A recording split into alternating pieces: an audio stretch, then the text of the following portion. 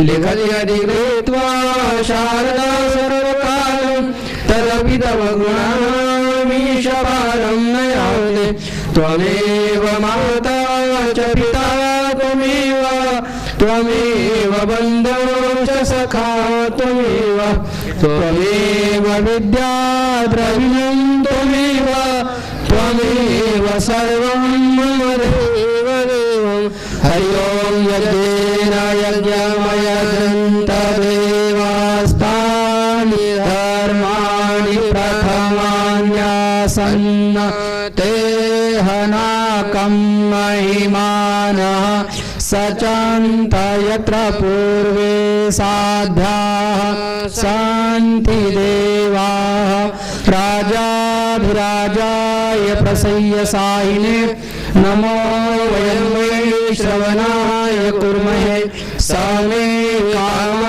कामकामाय कामेश्वरो वै श्रवणो ददातु कुबेराय वै श्रवणाय महाराजाय नमः।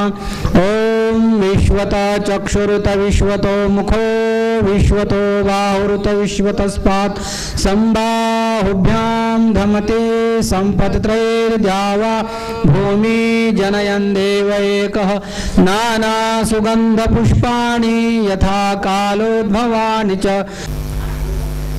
वेदांत सत्संग समिति द्वारा ओम पूर्णमदः पूर्णमिदं पूर्णात् पूर्णमुदच्यते पूर्णस्य पूर्णमादाय पूर्णमेवावशिष्यते।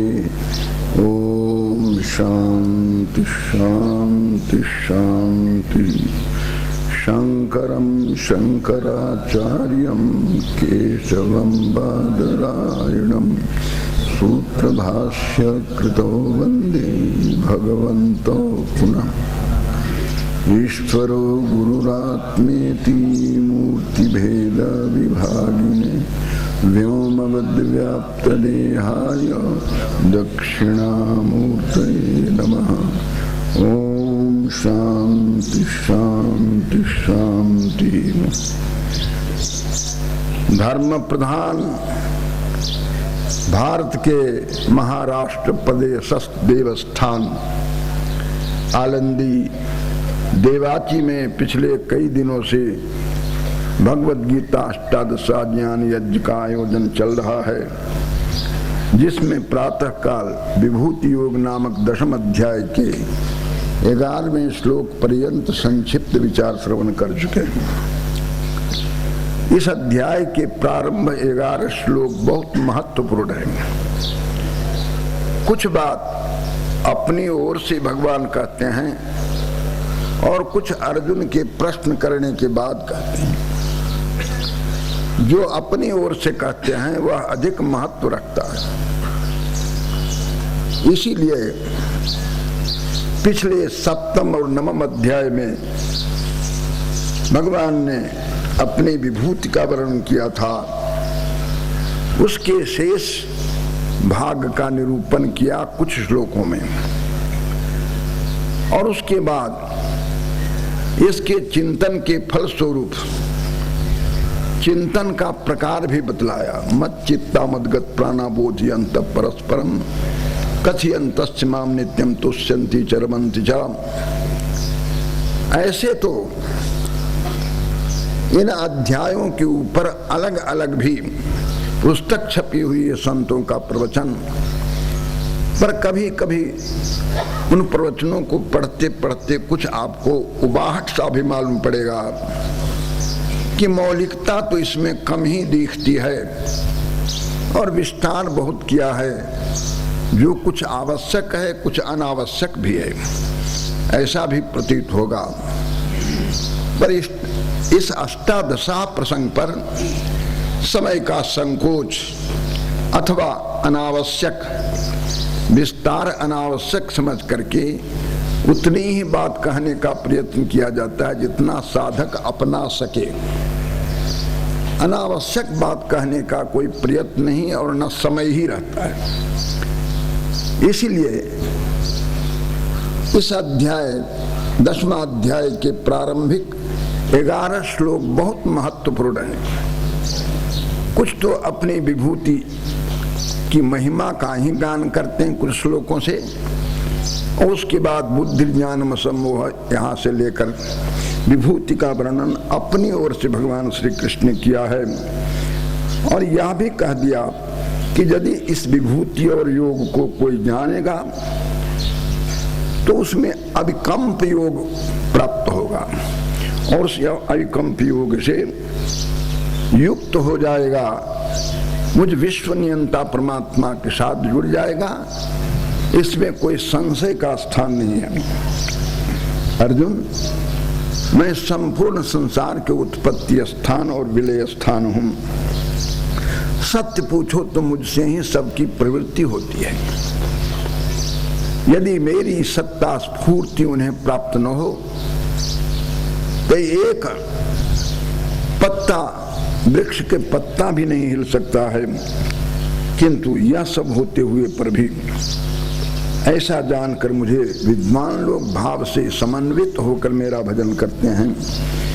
भजन करने की कुछ प्रक्रिया भी बतलाई। ऐसे तो मनमाने ढंग से सभी लोग भजन करते ही रहते हैं, पर भजन का जो प्रकार भगवान श्री कृष्ण गीता में बतलाते हैं और जिसे विद्वानों ने उल्लेख किया है, वही भजन का सही प्रकार है। ज्ञानेश्वरी गीता में ज्ञानेश्वर महाराज ने, शांकर भाष्य में जगत गुरु शंकराचार्य ने भजन का प्रकार भगवान श्री कृष्ण के वाक्य का आलंबन करके बतलाया है। वही साधकों के लिए अवश्य अनुसरणीय है। मच्चित्ता मदगत प्राणा बोधियंत परस्परम कथयंत माम नित्यम तुष्यंति चरमन। जिनका चित्त मुझ में लगा हुआ है, जिनके प्राण चक्षुरादि इंद्रियां और श्वास पर श्वास जो मुख्य प्राण है, इंद्रियों को उपनिषदों में प्राण शब्द से व्यवहित किया है, किंतु वे गौण प्राण है, और मुख्य प्राण श्वास पर श्वास है जो जीवन कहलाता है। ऐसे भक्त लोग परस्परम बोधियंतः, एक सुनता है दूसरा गाता है, यह क्रम चलता रहता है। कथयंतश्च कहते भी हैं, माम नित्यम तुष्यन्ति च। मेरा चरित्र, मेरा गुण, मेरा महात्म नित्य है, और वे गान करने वाले भी नित्य तुष्ट रहते हैं, नित्य रमन करते रहते हैं। कहते कहते यथोक्त प्रकार से भजन करने वालों को मेरी ओर से पुरस्कार क्या मिलेगा। हर व्यक्ति कुछ काम करने के बाद पुरस्कार चाहता है, फल चाहता है। तो भगवान श्री कृष्ण ने इन 11 श्लोकों में से अंतिम 2 श्लोक द्वारा बहुत बड़ा फल, बहुत बड़ा पुरस्कार, उपहार देने की बात कही है। तेषाम सतत युक्तानाम भजताम प्रीति पूर्वकम ददामि बुद्धि योगम तम येन माम उपयान्ति। वे सतत युक्त प्रीति पूर्वक भजन करने वाले को मैं प्रीति पूर्वक बुद्धि योग देता हूँ। प्रीति पूर्वकम यह एक ऐसा पद है जो भजताम के साथ भी अन्वित होता है, ददामि बुद्धि योगम के साथ भी उसका अन्वय होता है। जो प्रीति पूर्वक मेरा भजन करते हैं उन्हें बुद्धि योग मैं भी प्रीति पूर्वक ही देता हूँ, जिसके परिणाम स्वरूप वे मुझे प्राप्त कर ही जाते हैं। भगवान बुद्धि संयोग भक्तों को पहुंचाते रहते हैं, ज्ञान का अवसर प्रदान करते रहते हैं। हमने प्रातः काल के प्रवचन में तोतापुरी का संयोग गदाधर के साथ जो हुआ वह गदाधर के प्रयत्न से नहीं हुआ है। तत्कालीन गदाधर जो बाद में रामकृष्ण परमहंस के नाम से प्रसिद्ध हुए, वे ढूंढते ढूंढते तोतापुरी के पास नहीं गए, किंतु तोतापुरी ढूंढते ढूंढते गदाधर के पास पहुंचे, और जीवन के जो कुछ भी साधनाएं थी, अनुभव था, सभी उनको दे ही दिया। भगवान श्री कृष्ण भी कहते हैं जो प्रीति पूर्वक मेरा भजन करते हैं मैं उन्हें बुद्धि पूर्वक प्रीति पूर्वक देता हूं, जिससे मुझे वे प्राप्त कर लेते हैं। ऐसे ही एक घटना और भी दूसरी है। जिस प्रकार भगवत प्रेरणा के फलस्वरूप स्वामी तोतापुरी गदाधर के पास गए, रामकृष्ण परमहंस के पास गए। रामकृष्ण परमहंस को गदाधरपुरी से संपर्क, तोतापुरी से संपर्क साधने के लिए कुछ प्रयत्न नहीं करना पड़ा था। ऐसे ही एक घटना और भी है, पंजाब प्रदेश की एक घटना है। जातितः मुसलमान, जन्मतः मुसलमान वह भक्त था, किंतु किसी हिंदू संत के साथ उसकी मुलाकात हो गई, भेंट हो गई। संत ने उसे नाम उपदेश कर दिया, अमुक नाम का जप करो दिन रात, और तो उसे कोई दूसरा काम ही नहीं था, भिक्षा भोजन करना और संत के दिए हुए इस नाम मंत्र का जाप सदा करते रहना। फलस्वरूप उनका वह जप साधन परिपक्व हो गया। उनके निवास स्थान से कुछ दूरी पर एक संत, वेदांत के प्रवीण संत रहा करते थे। उन्हें स्वप्न हुआ कि हमारा एक भक्त अमुक स्थान पर रहता है, उसे जाकर तुम वेदांत का उपदेश करो। रोज दिन एक ही प्रकार का स्वप्न आने लग जाए तो स्वप्न दृष्टा के मन में स्वभावतः उत्सुकता होती है कि ये क्या बात है, चलकर देखा जाए। तो जैसा स्वप्न में कुछ संकेत मिला था, उसके आधार पर वे उस ग्राम में पहुंचे। ग्रामवासियों से कहा कि यहाँ कोई एक भक्त रहता है। उस भक्त की कोई प्रसिद्धि नहीं थी, कोई जानता नहीं, निकम्मा है, गांव के बाहर एक टूटे मंदिर के पास में बैठा रहता है, क्या करता वही जाने। लोगों ने कहा कि अमुक स्थान पर है। वे वेदांत के प्रवीण संत ढूंढते ढूंढते उसके पास गए और 3 दिनों तक के वेदांत का उपदेश किया। जैसा कि आप प्रकरण ग्रंथ में पढ़ते रहते हैं, स्थूल शरीर, सूक्ष्म शरीर, कारण शरीर, ये तीनों शरीर दृश्य हैं और इसमें चेतना भरने वाला आत्मा है, दृष्टा है, चिन्ह मात्र है। जागृत अवस्था का साक्षी है, स्वप्नावस्था का साक्षी है, निद्रावस्था का साक्षी है। वह साक्षी मात्र है, साक्ष्य पदार्थ से उसका कोई ताल्लुक नहीं है, कोई आवश्यकता नहीं है। अन्नमय, प्राणमय, मनोमय, विज्ञानमय, आनंदमय, ये 5 कोश हैं। इन 5 कोशों से अतीत एक चेतन है, चिन्ह मात्र है, असंग है, पर उसकी अपरिच्छिन्नता को, उसकी महत्ता को लोग जानते नहीं हैं। जो उसे महान आत्मा के साथ अभेद भाव से जान लेता है, उसे शाश्वत शांति मिलती है। वेदांत के प्रकरण ग्रंथ, छोटे से छोटे तत्वबोध और बड़े से बड़े जो प्रकरण ग्रंथ हैं, भगवत पाद आदि शंकराचार्य के बनाए हुए हैं या उनकी प्रवृत्ति संतों ने बनाया है, विद्वानों ने बनाया है।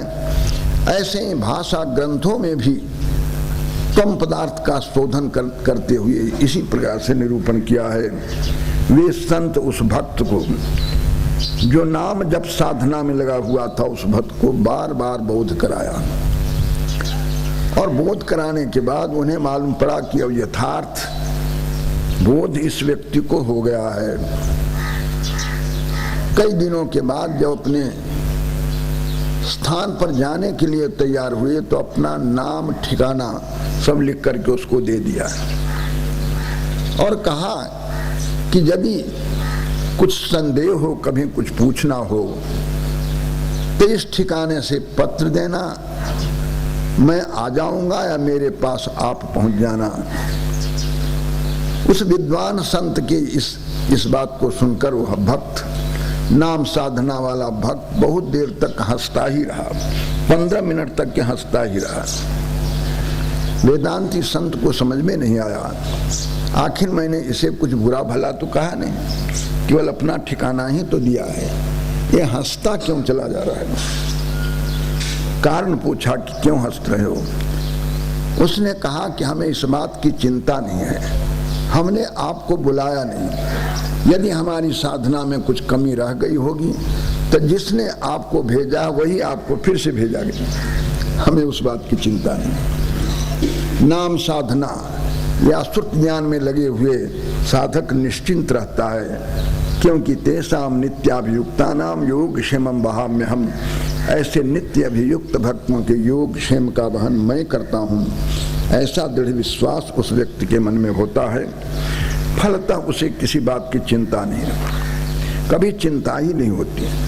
अपनी साधना के अतिरिक्त किसी बात की चिंता नहीं करता, फल की भी आकांक्षा उसे नहीं होती है, और भगवान की ओर से उन्हें पुरस्कार मिलता है। तेषामेवानुकंपार्थम अहम ज्ञान जमतमः नाश्याम्यात्मभावस्थो ज्ञान दीपेन भास्वता। ऐसे भक्तों के ऊपर अनुकंपा करने के लिए अज्ञान से उत्पन्न जो तम है, अज्ञानी और तम प्रायशः अध्यात्म शास्त्र में पर्याय माने गए हैं, समानार्थक माने गए हैं। अज्ञान कहिए या तम कहिए, दोनों एक ही चीज है। पर जब अज्ञान जम तमः शब्द का प्रयोग भगवान श्री कृष्ण कर रहे हैं, तो जरूर इन दोनों में कार्य कारण भाव होगा। अज्ञान कारण होगा और तम उसका कार्य होगा। ऐसी स्थिति में दोनों को पर्याय न मान करके कार्य कारण भाव मानेंगे तो तमः शब्द का अर्थ करना पड़ेगा संशय विपर्य। अध्यास होता हुआ ज्ञान भास्वर प्रकाशमान ज्ञान दीपक के द्वारा उसके अज्ञान को नष्ट करता हूँ। वेदांत साधना में 4 का अनुग्रह अपेक्षित है। ईश्वर की कृपा, शास्त्र गुरु की कृपा, शास्त्र की कृपा और आत्म कृपा की भी आवश्यकता है। विद्वान संत प्रवक्ता लोग इन बातों को बार बार कहते रहते हैं। ईश्वर की कृपा हम सब के ऊपर भरपूर कृपा है। यदि ईश्वर की कृपा नहीं होती तो भारत भूमि में हमारा जन्म नहीं होता, तब तो हम रूस, जर्मन, जापान किसी दूसरे देश में जन्मते। पुण्य भूमि भारतवर्ष में जो जन्म हुआ है, यह ईश्वर का अनुग्रह ही एकमात्र कारण है। ईश्वर की कृपा नहीं होती तो यह पुण्य भूमि आलंदी जैसे स्थान मिलता कैसे? यह भी ईश्वर की कृपा ही है, इसमें अपना कोई पौरुष नहीं है। सत्शास्त्र भी उपलब्ध है और सद्गुरु भी, समझाने वाले भी बिना किसी शर्त के, बिना किसी शुल्क के समझाने के लिए तैयार हैं। जैसा कि आलंदी में अनेक प्रतिष्ठान सुने जाते हैं, कहीं वेद की शिक्षा होती है, कहीं ज्ञानेश्वरी की शिक्षा होती है, किसी अन्य वेदांत ग्रंथों का स्वाध्याय चलता रहता है। ये सब ईश्वर की कृपा से ही साधन उपलब्ध हैं। गुरु की कृपा भी है।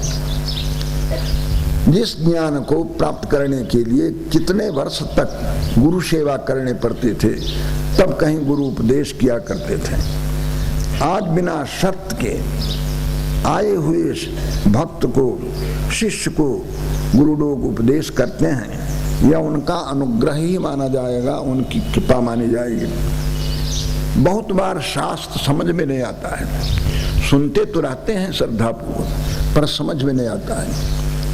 जहाँ शास्त्र का बोध भी हो रहा है तो समझ लेना चाहिए कि शास्त्र की भी कृपा है, ईश्वर की कृपा है, गुरु की कृपा है, शास्त्र की कृपा है। इसके बाद भी यदि आत्मनिष्ठा प्राप्त न हो सकी हो तो मानना पड़ेगा कि आत्म कृपा की कमी है, साधक के अपने पौरुष की कमी है। जब इन चारों की कृपा बरसेगी तभी आत्मदर्शन होगा, आत्म साक्षात्कार होगा। फलतः ज्ञान दीपक प्रकाशमान ज्ञान दीपक जलेगा और उससे अज्ञान जन्य तम का नाश होता है, और यह सभी काम हृदयस्थ भगवान किया करते हैं। इन 11 श्लोकों में बहुत कुछ कह दिया है। सुनकर के अर्जुन के मन में बहुत बड़ा प्रश्न खड़ा हुआ कि बार बार लौट लौट करके विभूति का वर्णन भगवान श्री कृष्ण करते हैं, क्यों नहीं एक बार इनके मुख से सभी विभूतियों को हम उगलवा लें, एक बार कह जाएं हमारी विभूति यहाँ तक के है। जब कोई महत्वपूर्ण प्रश्न करना रहता है ना, तो प्रश्न करने वाला शिष्य बड़ी लंबी चौड़ी भूमिका बनाता है। वो गीता में अर्जुन के समस्त वक्तव्यों को लोग केवल प्रश्न की संज्ञा देते हैं। ये कहते हैं अर्जुन ने प्रश्न किया है और भगवान श्री कृष्ण ने अर्जुन के प्रश्न का उत्तर दिया है, इसीलिए तो गीता को कृष्णार्जुन संवाद कहते हैं। किंतु अर्जुन के समस्त वक्तव्यों को प्रश्न का शीर्षक देना, यही शीर्षक है, यह ठीक नहीं होगा। आप यहाँ पर अर्जुन के 7 श्लोकों में जो वक्तव्य है उन सभी वक्तव्यों को प्रश्न शीर्षक मत दीजिए, किंतु प्रश्न करने के लिए पहले प्रार्थना अर्जुन करते हैं। ऐसे ही अन्य स्थानों में भी अभी अभी आने वाले 11वें अध्याय में वहां भी अर्जुन का जो कुछ भी वक्तव्य है सबका नाम प्रश्न ही रखना ठीक नहीं होगा। इस 10वें अध्याय के 7 श्लोकों द्वारा कुछ तो अर्जुन की प्रार्थना है और उसके बाद प्रश्न है, इसलिए अर्जुन के वक्तव्यों को विवेक पूर्वक समझने का प्रयास करना चाहिए। अर्जुन कहते हैं, भगवान की यथोक्त विभूति और योग को सुन करके अर्जुन का प्रश्न होता है, परम ब्रह्म परम धाम पवित्रम परमम भवान पुरुषम शाश्वतम दिव्यम आदि देवमजम विभुम। कोई प्रश्न नहीं, केवल भगवान के दिव्य गुणों का ही वर्णन करते हैं। आप पर ब्रह्म हैं, आप परम धाम हैं। धाम का अर्थ लोक भी होता है, धाम का अर्थ स्वरूप भी होता है और धाम का अर्थ तेज भी होता है। आप परम पवित्र हैं भगवान, आप शाश्वत पुरुष हैं, आप दिव्य पुरुष हैं, आप आदि देव हैं, अजन्मा हैं और वैभव पूर्ण हैं। आखिर इतने विशेषण क्यों और किस आधार पर कह रहे हो? अर्जुन कहते हैं कि ऐसा मैं नहीं कहता हूं, ऐसा ऋषि लोग आपको कहते। आहुस्ताम ऋषयः सर्वे, सभी ऋषि आप लोग आपको इसी रूप में कहते हैं। परम धाम, पर ब्रह्म, परम पवित्र, शाश्वत पुरुष, दिव्य पुरुष, आदि देव, अजन्मा और विभु के रूप में सभी ऋषि लोग आपको गाया करते हैं। सभी ऋषि गाते हैं, उनमें कुछ प्रधान ऋषियों का नाम लेना भी आवश्यक समझते हैं। बड़े बड़े महफिलों में, सम्मेलनों में बहुत से लोग आते हैं, पर सभी का नाम लेना संभव नहीं होता है, फिर भी प्रमुख व्यक्तियों का नाम लेते ही हैं। अर्जुन ने भी ऐसे ही किया है, आहुस्त्वाम ऋषयः।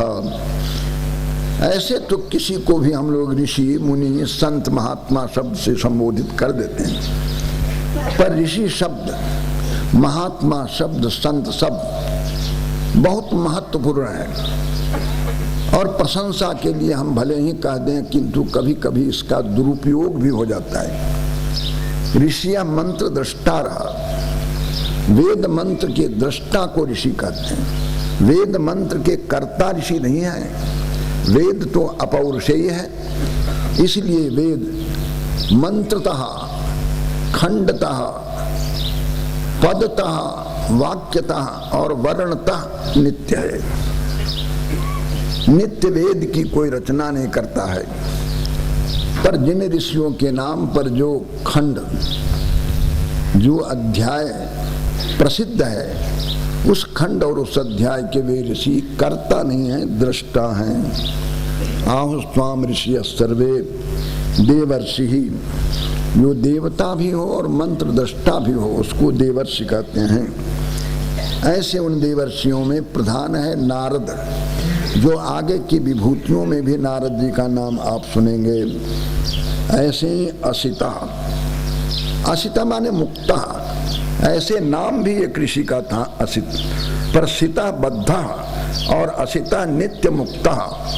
असित शब्द का दूसरा अर्थ यह भी होता है देवलः, देवम लाति ददाति दर्शयति इति देवलः। एक ऋषि है जिनका नाम देवल है, एक ऋषि व्यास है। व्यास जितना विस्तार कर सकते हैं उतना विस्तार कोई कर नहीं सकता है। एक एक पद, एक एक घटना को लेकर इसके पीछे वे पुराण लिख डालते हैं। ऐसे व्यास विस्तार करने वाले पाराशर्य को हम लोग व्यास शब्द से जानते हैं। व्यास के रचित महाभारत आदि पुराणों के संबंध में मनीषियों ने कुछ कहा है। एक ने कहा है कि जो कहीं कुछ दिखाई पड़ता है ज्ञान तत्व का उपदेश है वह सब व्यासोच्छिष्ट है। व्यासोच्छिष्टम जगत त्रयम यन्यहास्ति न तत्क्वचित्। जो महाभारत में नहीं है वह कहीं दूसरी जगह मिल नहीं सकता है।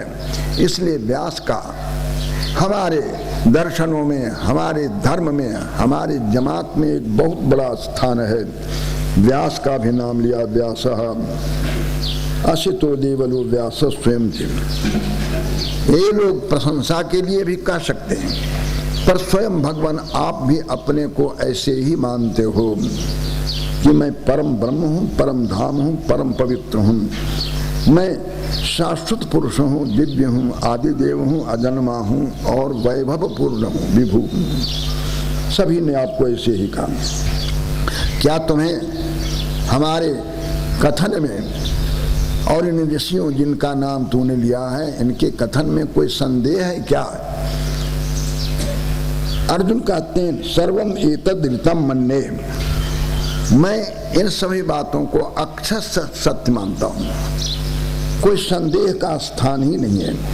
यन्माम वदसि केशव, हे केशव का ब्रह्मा और विष्णु और ईश शंकर, ये तीनों के तीनों जिनके वपु हैं उसको केशव कहते हैं। एक बार पंजाब में मैं घूम रहा था, नहर के किनारे एक सिख भाई मिल गया। उसने कहा कि महाराज किशन जी को केशव क्यों कहते हैं? तो हमने अपने ढंग से उसकी व्याख्या कही कि ब्रह्मा विष्णु महेश ये तीनों के तीनों जिसके वपु हैं उस परमेश्वर को केशव कहा गया है। उसने कहा नहीं, इसलिए कृष्ण को केशव नहीं कहते हैं। कृष्ण को केशव कहते हैं क्योंकि केशधारी हैं। ये मुंडन कराने वाले पीछे से लोगों ने बिगाड़ दिया इस हिंदू धर्म को। केशधारी को आने कृष्ण भी सिख थे, उसका कहने का तात्पर्य था। जैसे हम केशधारी हैं ऐसे ही कृष्ण भी केशधारी थे। केशव नाम हम लोगों की परिभाषा से अलग थलग वे लोग अर्थ करते रहते हैं। केशव सर्वम एतद् ऋतं मन्ये यन्माम वदसि केशव, हे केशव आप जो मुझसे कहते हो इन सभी बातों को मैं ऋतम सत्यम मन्ये। भगवान नहीं ते भगवान व्यक्ति विदुर्देवान दानवा, आपकी अभिव्यक्ति को न देवता जानते न दानव जानते। देवता दानव में से अपने पौरुष से कोई आपको जान नहीं सकता। सो जाने जहि देव जनाई, वही आपको जान सकता है जिसे आप जना देते हो। कठोश्रुति में कहा है जिसकी प्रार्थना आप करते रहते हो ना वो प्रार्थ्यमान पदार्थ परमात्मा अपना दर्शन कराता है तो अपने ऊपर पड़े हुए आवरण को हटा लेता है, तभी आप उसे देख पाते हैं। आपका पौरुष वह क्रिया साध्य नहीं है, वह कृपा साध्य है, उसका अनुग्रह होता है तभी उसका दर्शन हो पाता है। सर्वमेतद् ऋतं मन्ये यन्माम वदसि केशव, हे केशव जो कुछ भी आप कहते हो मैं उसे सत्य मानता हूँ। आपकी अभिव्यक्ति को न देवता जानते हैं न दानव जानते हैं, आप ही जानते हो। स्वयमेवात्मनात्मानं व्यक्तत्वं पुरुषोत्तम भूत भावन भूतेश देव जगतपते, हे पुरुषोत्तम हे भूत भावन। पुरुषोत्तम एक अध्याय ही है, क्षर और अक्षर इन दोनों से जो परे हो उसको पुरुषोत्तम कहते हैं। पुरुषोत्तम का सही अर्थ 15 अध्याय में आप जान पाएंगे। भूत भावन, भूतानि भावयति भूत भावना, हे भूत भावना। भूतानाम ईशः भूतेशः, देवताओं का भी देव, देवता भी जिसकी आराधना करते हैं जिसके दर्शन और अनुग्रह की आकांक्षा करते हैं वह परमात्मा देवताओं का भी देव है। वह जगत का पति है, जगत का पालक है, रक्षक है, स्वामी है, प्रेरक है। इसलिए आप जगतपति हो। इन 5 शब्दों से भगवान श्री कृष्ण को संबोधित करते हुए और उनकी महिमा का वर्णन करते हैं। आप अपने से अपने को जानते, स्वयमेवात्मनात्मान व्यथत्वं पुरुषोत्तमं भूत भावन भूति से देव जगत। आखिर इतनी लंबी चौड़ी स्तुति प्रशंसा क्यों? तो अपनी बात अब अर्जुन कहते हैं। बात यह है कि आपकी विभूतियां दिव्य हैं और उस अपने दिव्य विभूतियों को आप ही कह सकते हो, दूसरा कोई नहीं बतला सकता है। जिन विभूतियों से आप इन संसारों को, तीनों लोकों को व्याप्त करके स्थित हो भगवान, उन विभूतियों का वर्णन आप ही कर सकते हो, दूसरा कोई कर नहीं सकता। वक्तुम अर्हस्य शेषेण दिव्या ह्यात्म विभूतिया याभिर्विभूतिभिर्लोकानिमां तुम व्याप्य तिष्ठसि। देख रहे हैं, वक्तुम अर्हसि एक कर्तरी क्रिया है, कर्तरी क्रिया है। प्रश्न करते समय अर्जुन का भी एक वाक्य ऐसा आया जिसका अन्वय करने में विद्वानों को बड़ी परेशानी होती है। अब मैं समझता हूं कि यदि शांकर भाष्य से सहायता नहीं लेगा तो इसका अन्वय नहीं कर पाएगा। अर्जुन कह रहे हैं कि भगवान आपकी जो दिव्य विभूतियां हैं उनका वर्णन आप ही कर सकते हो। याभिर विभूतिभिर इमान लोकान व्याप्य तुम तिष्ठसि। जिन विभूतियों के द्वारा इन सारे लोक को व्याप्त करके आप स्थित हो भगवान, उन अपनी दिव्य विभूतियों को आप ही बतला सकते हो। वक्तुम अर्हस्य शेषेण। प्रवक्ता, लेखक, वाचक, ये सब यहाँ बोल जाते हैं, पर ये वाक्य में आए हुए पदों का अन्वय नहीं कर पाते हैं। आखिर आत्मविभूतिया एक प्रथमांत जो पद है बहुवचन, जिसमें द्वितीय विभक्ति का होना आवश्यक था, तभी वक्तुम अर्हसि इस पद के साथ में उसका अन्वय हो सकेगा। पर कहीं भी आप ढूंढ करके देखिए तो सभी इस बात को चूक गए। हाँ, ज्ञानेश्वरी में ज्ञानेश्वर महाराज ने जरूर संकेत किया है, पर पढ़ने वाले उस पर ध्यान नहीं देते हैं। हमने कई ज्ञानेश्वरी के पढ़ने वालों से पूछा कि ये जो कर्ता और कर्म का अन्वय नहीं हो रहा है, आप ज्ञानेश्वरी से देख करके बतलाव हो सकता है कि नहीं। तो पढ़ करके तो सुना गए, उन्होंने सुना दिया किंतु अन्वय नहीं कर पाए। और अन्वय उन्होंने किया है जिस प्रकार शंकराचार्य ने अन्वय किया है अपने भाष्य में, शांकर भाष्य में, ज्ञानेश्वर महाराज ने भी ज्ञानेश्वरी में उसी प्रकार का अन्वय किया है। पर उसे अध्ययन करने वाले लोग ठीक ठीक समझ नहीं पाते हैं। वक्तुम अर्हस्य शेषेण दिव्य अध्यात्म विभूतियां। भगवान शंकराचार्य ने कहा है या आत्मविभूति दिव्या ता वक्तुम अर्हस्य। या और ता का अध्याहार किया है, या और ता का अध्याहार किया है। इतने से अन्वय का क्रम बन जाता है। आपकी जो अपनी विभूतियां, दिव्य विभूतियां हैं, उन विभूतियों को आप ही कह सकते हो। बस या और ता दो पद का अध्याहार कर लेने के कारण यहाँ जो प्रश्न होता है उस प्रश्न का उत्तर बन जाता है। और इसका संकेत शांकर भाष्य में तो है ही, ज्ञानेश्वर महाराज ने भी इसका संकेत किया है, किंतु पाठक उस ओर ध्यान नहीं देते हैं। इसलिए जब कोई पूछता है तो उसका उत्तर नहीं दे पाते हैं। वक्तुम अर्हस्य शेषेण दिव्या ही आत्म विभूतियां। आपकी जो अपनी दिव्य विभूतियां हैं उन्हें आप स्वयं ही कह सकते हो, कोई दूसरा नहीं कह सकता है भगवान। या भी विभूति भी, जिन विभूतियों के कारण इन लोगों को व्याप्त करके आप स्थित रहते हो। विभूति माने वैभव।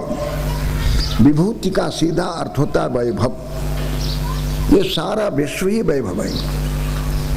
ज्ञानेश्वरी में ज्ञानेश्वर महाराज कहते हैं शरीर, मनुष्य के शरीर में कितने रोए हैं जब इसे भी कोई नहीं गिन सकता है, अंतरिक्ष में ताराओं की गिनती कोई नहीं कर सकता है, तो भगवान की विभूति की गिनती कोई कैसे कर सकेगा। अपनी जिन दिव्य विभूतियों के द्वारा इन सभी लोगों को व्याप्त करके स्थित हो भगवान, उन दिव्य विभूतियों को आप स्वयं ही जान सकते हो, दूसरा कोई जान नहीं सकता है। फिर आप चाहते क्या? मैं यही आपसे प्रार्थना करता हूँ, हे योगिन, कथम विद्याम अहम योगिन स्वाम सदा परिचिंतयन केश केश च भावेषु चिंत्योसी भगवन मया। भगवान हे योगिन, योग अस्त्यातिथि योगी, हे तत्संबुद्धो, हे योगिन, अहम ताम सदा परिचिंतयन कथम विद्याम। सदा आपका चिंतन करते हुए मैं कैसे आपको जान सकूं, किन किन भावों में, किस रूप में मेरे द्वारा आप चिंतनीय हो भगवान। सारा विश्व ही भगवान की विभूति है, पर इन सभी में भगवत दर्शन हो सके ऐसा तरीका बतलाइए। देखिए, संसार के सभी पदार्थों को भगवान की विभूति रूप में आप देखने लग जाएंगे तो सर्वत्र आपको भगवत दर्शन होने लग जाएगा। किंतु यह अज्ञानी जीव, राग द्वेष से कलुषित हृदय वाला जो मनुष्य है, प्राणी है, वे भगवान की विभूति को भोग के रूप में देखता है, इंद्रिय और मन की तृप्ति के लिए देखता है भगवत विभूति। किंतु उन विभूतियों को भगवान का स्वरूप न समझ करके एक कोई सुंदर है। इस अध्याय के अंत में स्वयं भगवान श्री कृष्ण कहते हैं, यद्यद् विभूति मत सत्वम सिद्धि मधुर्जित में वा तत्देवा गच्छन्तुम तेजो अंश संभवन। जहाँ कुछ तेज दिखता हो, कोई सुंदर है, कोई बुद्धिमान है, कौन समझदार है, शक्तिशाली है, उसके पूर्व पुण्य के कारण से भगवान का वैभव ही उस स्थान पर उतरा है। बात तो यह है, पर ऐसा न समझ करके उसको अलग थलग अपना पुरुषार्थ का फल देखता है, इसलिए उसे भोग के रूप में देखने लग जाता है और यह साधक की ओर से बड़ी भारी भूल हो जाती है। इस भूल का हमें सुधार करना चाहिए। आज भगवान की विभूति के रूप में चीज को देखकर, मनुष्य हो, पशु पक्षी कीट पतंग आदि जितने भी हैं, ये सब भगवान की विभूति हैं। इसी रूप में भक्त को सदा देखना चाहिए। सच्चिदानंद तत्व वहां पर समाया हुआ है, वह तो है ही, वह तो प्रधान विभूति है, जिसे महावाक्य के रूप में इस अध्याय में भगवान श्री कृष्ण संस्मरण कराएंगे। किंतु यह नाम रूपात्मक जो जगत दिखता है, वह कोई भोग्य वस्तु नहीं है, वह भी भगवान की विभूति है, वैभव है। उस वैभव के रूप में देखें, छत्रपति शिवाजी का औरंगजेब के साथ में मतभेद था, लड़ाई थी, खूनी लड़ाई थी। एक बार शिवाजी के जो प्राइवेट सेक्रेटरी थे, वह कहीं औरंगजेब की बेटी मिल गई तो उसको लिवा लाए शिवाजी के शिविर में और सुरक्षित रखे। छत्रपति शिवाजी से उन्होंने कहा, आपके लिए मैं एक तोहफा लाया हूँ, एक उपहार लाया हूँ। छत्रपति शिवाजी समझ रहे थे कि हो न हो भगवती का कुछ प्रसाद कहीं मंदिर से लाया होगा, हमारे लिए आरक्षित रखा है। प्रसाद कहाँ है? अमुक स्थान पर वह प्रसाद है। तो वहाँ गए, देखते हैं कि एक अत्यंत सुंदर कन्या लड़की बैठी हुई है। उस लड़की को नीचे से ऊपर की ओर देखा और देखते के साथ उन्होंने कहा, अफसोस, अफसोस है, अफसोस है। यदि तुम्हारे पेट से हमारा जन्म होता तो तुम्हारी सुंदरता की कुछ छींटे हमारे ऊपर भी आ जाता। भोग के रूप में नहीं देखा, बल्कि भगवान की विभूति के रूप में देखा। किसी को भोग बना करके आप उसकी सुंदरता का भागीदार नहीं बन सकते हैं। हाँ, माँ बना करके तो उसकी सुंदरता का भागीदार बन सकते हैं। यदि उसकी कोख से, उसके पेट से हमारा जन्म हो, तब तो उसकी सुंदरता की कुछ छींटा हमारे ऊपर भी आ। छत्रपति शिवाजी ने उसी रूप में देखा और अपने उस प्राइवेट सेक्रेटरी से कहा जल्दी से जल्दी इस कन्या को सुरक्षित अपने निवास स्थान पर पहुंचाओ। महापुरुषों की ऐसी दिव्य दृष्टि होती है, स्वच्छ दृष्टि होती है, मलिन दृष्टि नहीं होती है। जबकि क्षुद्र व्यक्ति, विषयासक्त व्यक्ति न जाने किस किस रूप में इस संसार को देखता है। कथम विद्यामहं योगिं स्वाम सदा परिचिंतयन् केषु केषु च भावेषु चिंतोषि भगवन् मया। हे भगवान, मेरे द्वारा किन किन भावों में आप चिंतनीय हो, मैं किन किन रूपों में आपका चिंतन करता रहूं। नेत्र बंद नहीं होगा और न नेत्र को फोड़ सकते हैं, न नेत्र के ऊपर पट्टी बांध सकते हैं। तो नेत्र से तो दिखाई पड़ेगा, किंतु दिखने वाली वस्तु में आपको मैं देख सकूं और किस किस रूप में देखूं, यह आप बतलाइए। सदा परिचिंतन, निरंतर आपका चिंतन होता रहे और उन चिंतनों में आप ही हमें नजर आए, या किस रूप से हो सकता है भगवान, आप दिखलाइए। अर्जुन के मन में भगवान के विभूति वर्णन रुक रुक करके जो वर्णन होता है, इसलिए आज कहना चाहते हैं विस्तरे नात्मनो योगम विभूतिम च जनार्दन भूय कथय तृप्ति श्रृण्वतो नास्ति में मृति। अपनी विभूति को विस्तार से आप कहिए, हे जनार्दन। भगवान श्री कृष्ण का एक नाम जनार्दन है। जनान दुष्टान अर्दयति मर्दयति जनार्दन। दुष्टों का मर्दन कर डालते हैं, कुचल डालते हैं, पीस डालते हैं, इसलिए भगवान को जनार्दन कहते हैं। अर्धयाचा अर्थ में भी अर्दन शब्द होता है। भक्त लोग आपसे सदा याचना किया करते हैं, इसलिए आप जनार्दन हैं। हे जनार्दन, आत्मनो योगम विभूतिम च विस्तरेण कथया।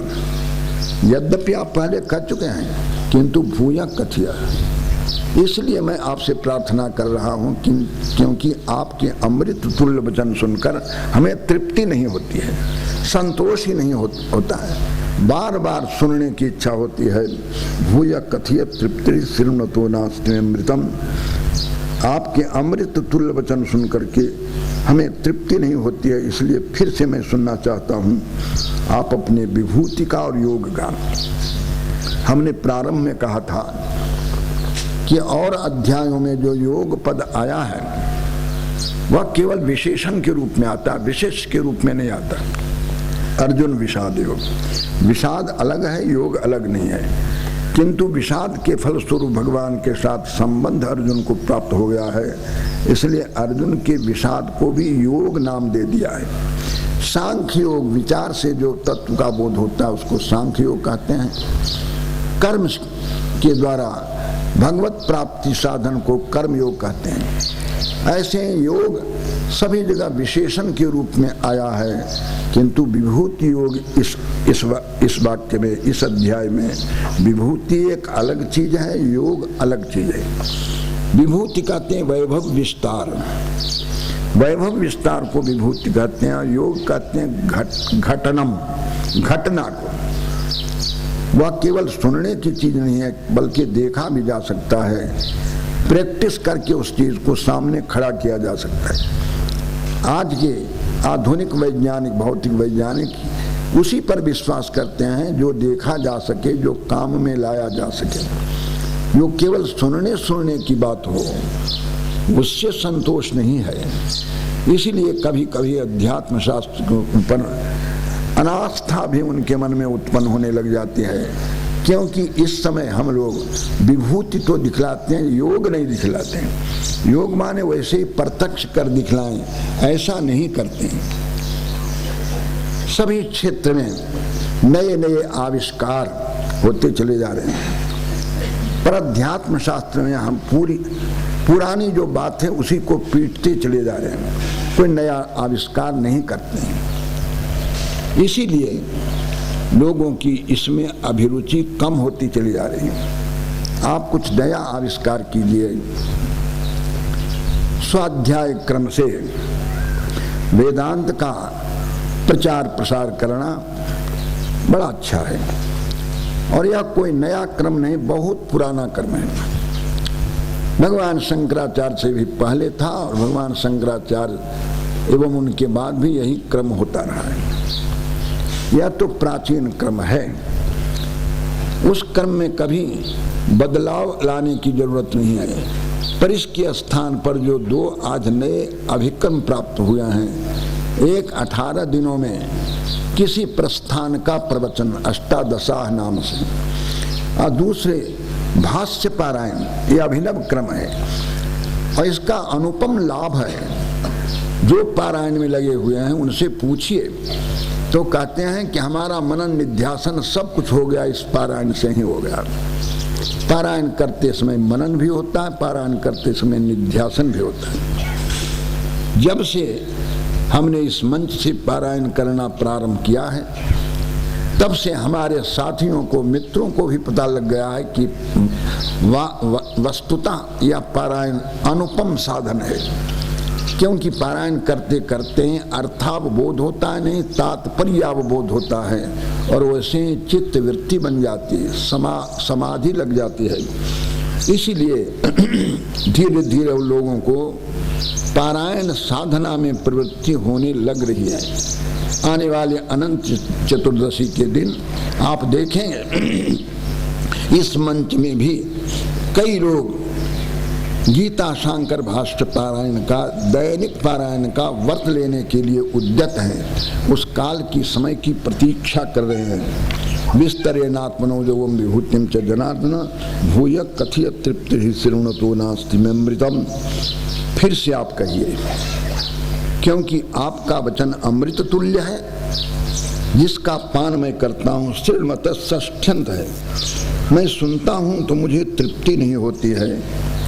भगवान की विभूति का विस्तार से सुनने के लिए अर्जुन की प्रार्थना है। भगवान श्री कृष्ण अब अर्जुन की प्रार्थना पर विभूति का वर्णन प्रारंभ करते हैं। एक बात को लौटाने के लिए कहते हैं, विस्तार से सुनने की बात छोड़ो। मेरी विभूति विस्तार का तो अंत ही नहीं है। अंतरिक्ष में तारे गिने जा सकते हैं, शरीर के रोए गिने जा सकते हैं, किंतु भगवान की विभूति विस्तार का कोई अंत पा ही नहीं सकता है। इसलिए इसको तो वापिस ले लो। संक्षेप से संग्रह के रूप में अपनी विभूति का वर्णन मैं तुझे सुनाने जा रहा हूँ। हंत ते कथिष्यामि दिव्या ह्यात्म विभूतयः प्राधान्यतः कुरु श्रेष्ठा नास्त्यंतो विस्तरस्य में।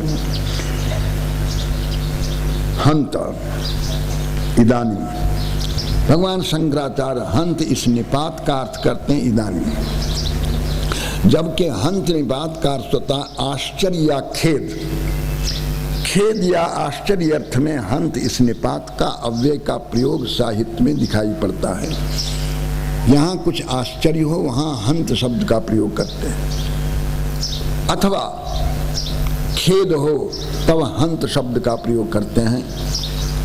पर यहाँ पर भगवान श्री कृष्ण ने हंत शब्द का प्रयोग आश्चर्य या खेद अर्थ में नहीं किया है, इदानीम अर्थ में किया। लो, इसलिए भाष्यकार हंत का अर्थ करते हैं इदानीम।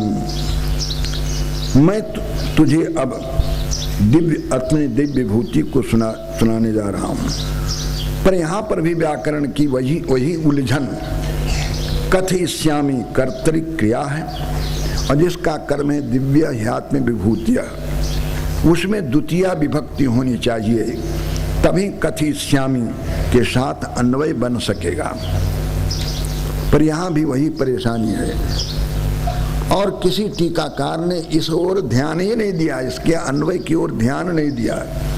पर भगवान शंकराचार्य ने या आत्म विभूतियः दिव्यात्म विभूतिय ताः कथयिष्यामि, या और ताः का अध्याहार करके इतना सुलझा हुआ समाधान दे दिया है जो सुन करके बड़ा आश्चर्य होता है। जहाँ विस्तृत भाष्य है शंकराचार्य जी का, वह तो ग्राह्य है ही।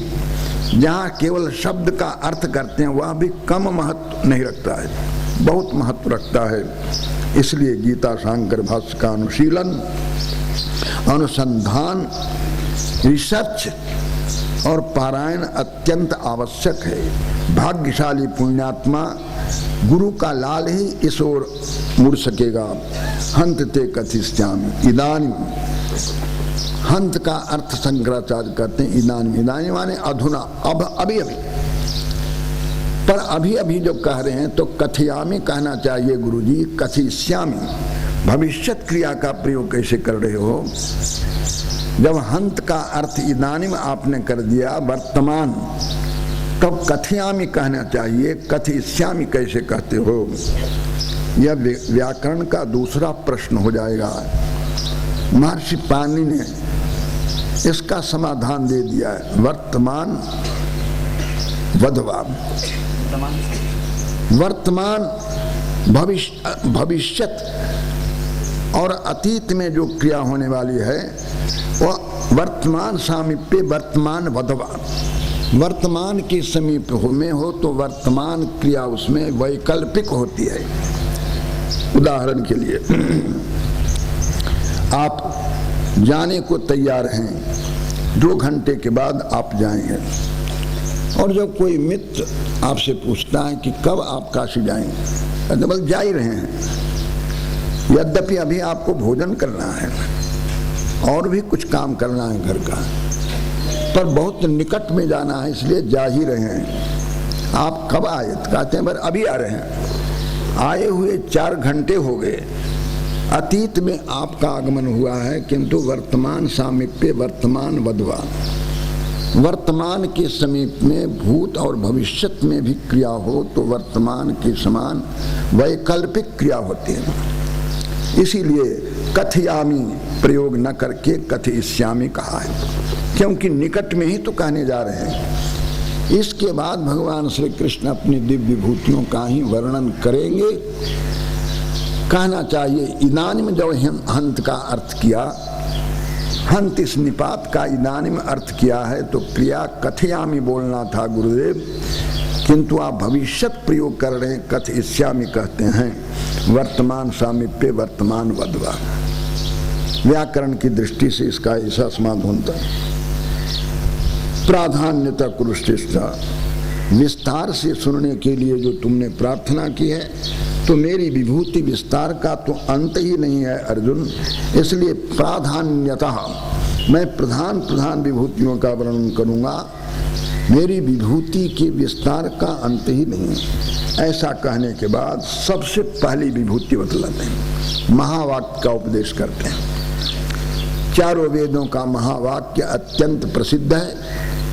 ऋग्वेद में प्रज्ञानम ब्रह्म, सामवेद में अहम ब्रह्मास्मि, सामवेद में तत्त्वमसि, यजुर्वेद में अहम ब्रह्मास्मि और अथर्ववेद में अयम आत्मा ब्रह्म। ये 4 वाक्य अत्यंत प्रसिद्ध हैं वेदांत जगत में। चारों वेद के चारों महावाक्य प्रसिद्ध हैं। हम कभी कभी इस पर विचार करते हैं, बहुत परेशानी होती है, इसलिए अपने परेशानी को साधकों के समक्ष हम भी कभी कभी कह देते हैं। महावाक्य तो उसको कहना चाहिए जो बहुत विस्तृत वाक्य हो, लंबा वाक्य हो। लंबा शिवराज विजय जो एक नाटक है, उसमें लंबे लंबे वाक्य आए हैं। उस वाक्य को श्रीमद् भागवत के 5वें स्कंध में खगोल भूगोल का जहाँ वर्णन है, ऐसे वाक्य को महावाक्य कहा जाए। 5 पृष्ठ तक के बोलते विशेषण विशेष लगा देते हैं। बभूव, जगाम, तब एक क्रिया बोलते हैं। तो ऐसे वाक्य को तो महावाक्य जरूर कहना चाहिए। जिस वाक्य में 2 या 3 पद हों, ऐसे छोटे से वाक्य को महावाक्य की संज्ञा क्यों दी गई है? हो न हो, वेदांतियों के पास कोई बड़ा वाक्य तो है नहीं, इसीलिए छोटे से वाक्य को ही महावाक्य कहते हैं। निरस्त पादपे देशे एरंडोपि दुर्मायते। राजस्थान में जाइए तो कहेगा छगन लाल की बगीची, और उस बगीचे में जाकर देखिएगा तो एक कुआं है और 2-4 की करके पेड़ हैं, बस यही बगीची है। तो निरस्त पादपे देशे एरंडोपि दुर्मायते जैसे होता है, ऐसे हो न हो वेदांतियों के पास कोई बड़ा वाक्य नहीं था, इसलिए छोटे से वाक्य को ही महाविशेषण देकर, कभी कभी महा शब्द का प्रयोग परिहास अर्थ में भी होता है। ब्राह्मणों में एक महाब्राह्मण होता है जो निम्न श्रेणी का ब्राह्मण होता है, जो श्मशान में भी खा ले और श्राद्ध एकादश क्रिया से पहले भी उसका दान ले ले, ऐसे निम्न श्रेणी के ब्राह्मण को महाब्राह्मण महापात्र कहते हैं। हो न हो हंसी में मजाक में किसी ने कह दिया होगा महावाक्य, और ये वेदांती लोग उसी में प्रसन्न हो गए और इन चारों वेदों के चारों वाक्यों को महावाक्य कहते कहते थकते नहीं हैं। महावाक्य वास्तव में ये चारों के चारों वाक्य महावाक्य नहीं है, महाविशेषण किसी कारण से इसमें लगाया गया होगा, पर ये महावाक्य कहने लग गए। ऐसी आशंका साधकों के मन में होती है, हमारे मन में भी होती है, तो औरों की बात क्या कहें कि ऐसे छोटे से वाक्य को महावाक्य कैसे कह दिया वेदांत शास्त्र में। सोचते सोचते इस परिणाम पर पहुंचते हैं कि बात यह है, जीव और ईश का जो भेद है ना, खाई जीवात्मा और परमात्मा के बीच में खाई है, इस खाई को पाटने का जो काम करता है, यही वाक्य पाटने का काम करता है। भारत स्वतंत्र हुआ, या स्वतंत्र होने से पहले भारत सैकड़ों रियासत में बटा हुआ था। यदि सरदार पटेल प्रयत्न नहीं करते तो भारत अखंड नहीं होता और राजा लोग फिर लड़ते वापस में, और न जाने क्या परिणाम होता। सैकड़ों रियासतों को एक सूत्र में बांधने का प्रयास न गांधी का है न नेहरू का है, यह तो पटेल का है। इसलिए भारतीय प्रजा पटेल के उपकार को भूल नहीं सकती है।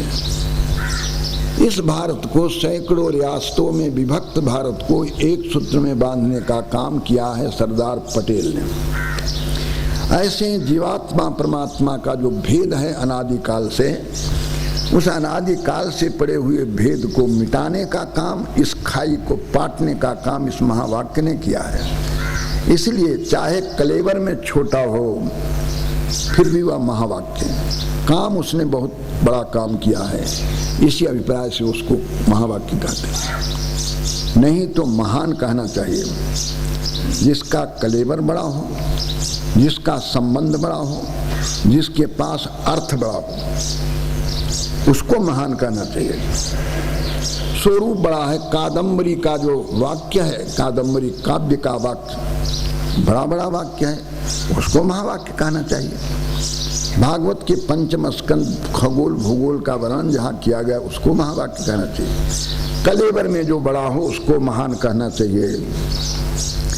जिसके पास अर्थ बहुत हो, चाहे बिड़ला सेठ का बालक ही क्यों न हो, भी महान सेठ ही माना जाएगा, क्योंकि उसके पास अर्थ बहुत है। संबंध बड़ा हो, बड़ों का पुत्र पौत्र कोई भी हो बड़ा माना जाएगा। ब्राह्मण का बालक ब्राह्मण माना जाता है, पूज्य माना जाता है। ऐसे ही संबंध भी यदि बड़ा होता, महावाक्य जिनको आप कहते हैं, उनका संबंध जो बीच का संबंध है वह बड़ा होता, तब भी उसको महावाक्य कह सकते। न तो कलेवर बड़ा है, न इसमें इसका अर्थ बड़ा है, न संबंध बड़ा है, फिर छोटे से वाक्य को महावाक्य कैसे कहा गया? इस प्रश्न का यही उत्तर है। कलेवर तो बड़ा है नहीं, संबंध भी बड़ा नहीं है। शायद आपको पता होगा कि इस महावाक्य से जो ज्ञान होता है ना, उसको संसर्ग अनवगाही ज्ञान कहते हैं। दो हो तत् और त्वम, वस्तुतः दो पदार्थ हो तो दो पदार्थ का संबंध बोध करा सकता है। संसर्ग इष्ट ही नहीं है, क्योंकि जो तत् है वही त्वम है, तो संसर्ग तत्व में अभिष्ट ही नहीं है। संसर्ग बोध यहाँ कराना अभिष्ट नहीं है। इसीलिए महावाक्य को संसर्गा अनवगाही ज्ञान कहते हैं। संसर्गा अनवगाही ज्ञान यथार्थ जनकत्वम अखंडार्थत्वम, ऐसा चित्त सुखाचार्य ने चित्त सुखी में कहा है। संसर्ग तो अभिष्ट ही नहीं। देखो, पदार्थ बोध और वाक्यार्थ बोध में कुछ अंतर है। विद्वानों ने कहा है पदार्थ ज्ञानम वाक्यार्थ ज्ञाने कारणम। पहले उस वाक्य में पड़े हुए पदों का अर्थ जानिए, तब आपको वाक्य का अर्थ बोध होगा। तो पदार्थ की अपेक्षा वाक्यार्थ में पदार्थों का संसर्ग ही तो है, और वह संसर्ग यहाँ अभिष्ट नहीं है, क्योंकि जो तत् का सही अर्थ है वही त्वम पद का भी सही अर्थ है। जब एक ही है तो एक में संसर्ग नहीं होता है, संसर्ग दो में हुआ करता है।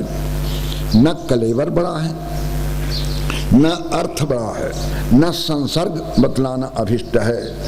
इतने होते हुए पर भी छोटे से वाक्य को महावाक्य वेदांतियों ने क्यों माना? उत्तर यह है जो हम कह आए हैं कि अनादि काल से जीवात्मा परमात्मा के बीच जो था भेद था, खाई पड़ी थी, इस खाई को पाटने का काम इसने किया है, इसलिए इसको महावाक्य का विशेषण दिया गया है।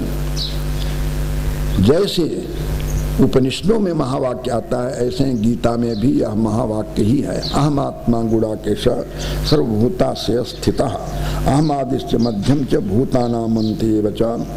हे गुड़ाकेश, गुड़ाका कहते हैं, गुड़ा माने घुघरीला और केश माने बाल। जिसके बाल ऐसे घुघरीले थे कि मालूम पड़ता था कि मधुमक्खी के छत्ते हूं, इतने सुंदर दिखता था, इसलिए अर्जुन का नाम गुड़ाकेश पड़ गया था। गुड़ाका निद्रा को भी कहते हैं। जिसने निद्रा को जीत रखा हो, जो जित निद्र हो, उसको भी गुड़ाकेश कहते हैं। हम और आप यदि 2 दिन रात्रि में न सोएं तो उसके बदले सोना पड़ता है, अलग से सोना पड़ता है। हम निद्रा के वशीभूत हैं। पर अर्जुन वर्षों न सोएं तो भी उनके शरीर पर, उनके मन पर निद्रा का कोई प्रभाव नहीं पड़ता था, इसलिए सभी ने एक नाम रख दिया था गुड़ाकेश। हे गुड़ाकेश, अहम आत्मा सर्वभूता से स्थिता। सभी भूतों के हृदय में स्थित जो आत्मा है वह आत्मा मैं ही तो हूँ।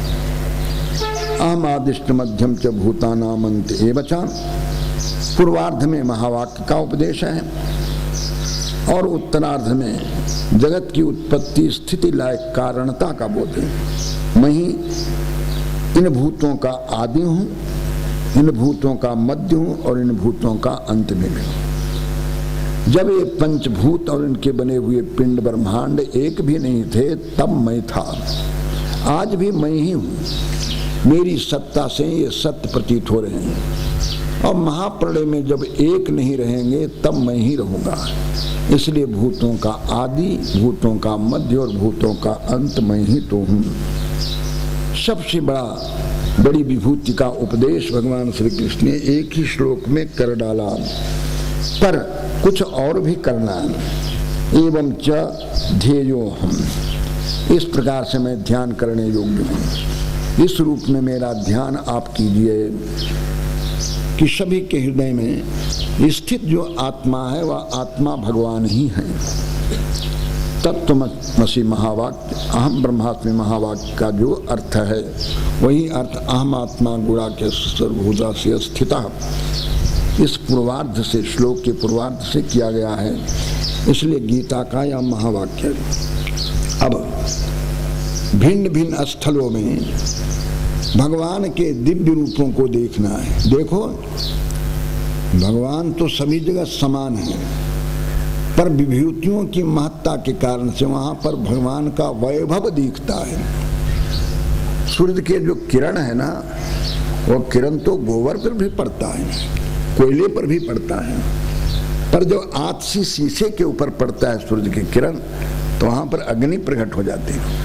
आतसी शीशे के ऊपर रुई रख दीजिए और सूर्य के किरणों के सामने, तो रुई जल जाएगी। यह तो आतसी शीशे की ही महिमा है। सूर्य का किरण तो सभी जगह समान रूप से चल रहा है, पड़ रहा है।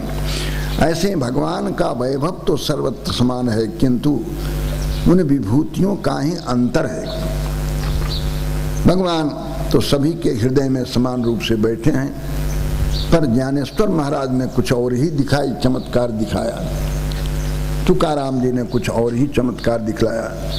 आप भी कुछ चमत्कार दिखलाते हैं। सैकड़ों व्यक्ति के आकर्षण आप बने हुए हैं। सैकड़ों व्यक्ति आपकी ओर आंख फाड़े देख रहे हैं, क्योंकि भगवान का कुछ वैभव आप में भी प्रकट हुआ है। आपकी वाणी बहुत मीठी है, आपकी टोपी बड़ी अच्छी है। आप जब आप नृत्य करते हैं तो सबका मन मोह जाता है, क्योंकि भगवान का कुछ वैभव आप में भी प्रकट हुआ है। इतना कहते कहते कुछ विभूति विस्तार भी भगवान श्री कृष्ण कहते हैं। आदित्या नाम अहम विष्णु। आदित्य के पुत्रों को आदित्य कहते हैं। आदित्य के बहुत से पुत्र हैं। महर्षि कश्यप के 2 प्रमुख पत्नियां थीं। एक का नाम दिति था, दूसरी का नाम अदिति था। आदित्य के गर्भ से जो पैदा हुए वे आदित्य कहलाए, और दिति के गर्भ से जो पैदा हुए वे दैत्य कहलाए। आदित्य के पुत्रों में से विष्णु वामन मैं हूँ, और ज्योति शाम रवि अंशुमान। और ये जो प्रकाश उगलने वाले हैं ज्योतियां, इन ज्योतियों में अंशुमान रवि मैं हूँ। मरीचिर मरुतामस्मि, मरुदगणों में मरीचि मैं हूँ। और ये नक्षत्र आदित्य की अनुपस्थिति में अंतरिक्ष में जो चमकते हुए दिखाई पड़ते हैं तारे, नक्षत्र, इन नक्षत्रों में सबसे अधिक तेजस्वी नक्षत्र है।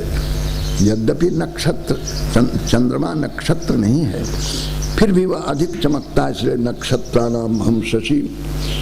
वेद सब अपौरुषेय हैं, किसी पुरुष का बनाया हुआ नहीं है। भगवान ने भी वेद को नहीं बनाया।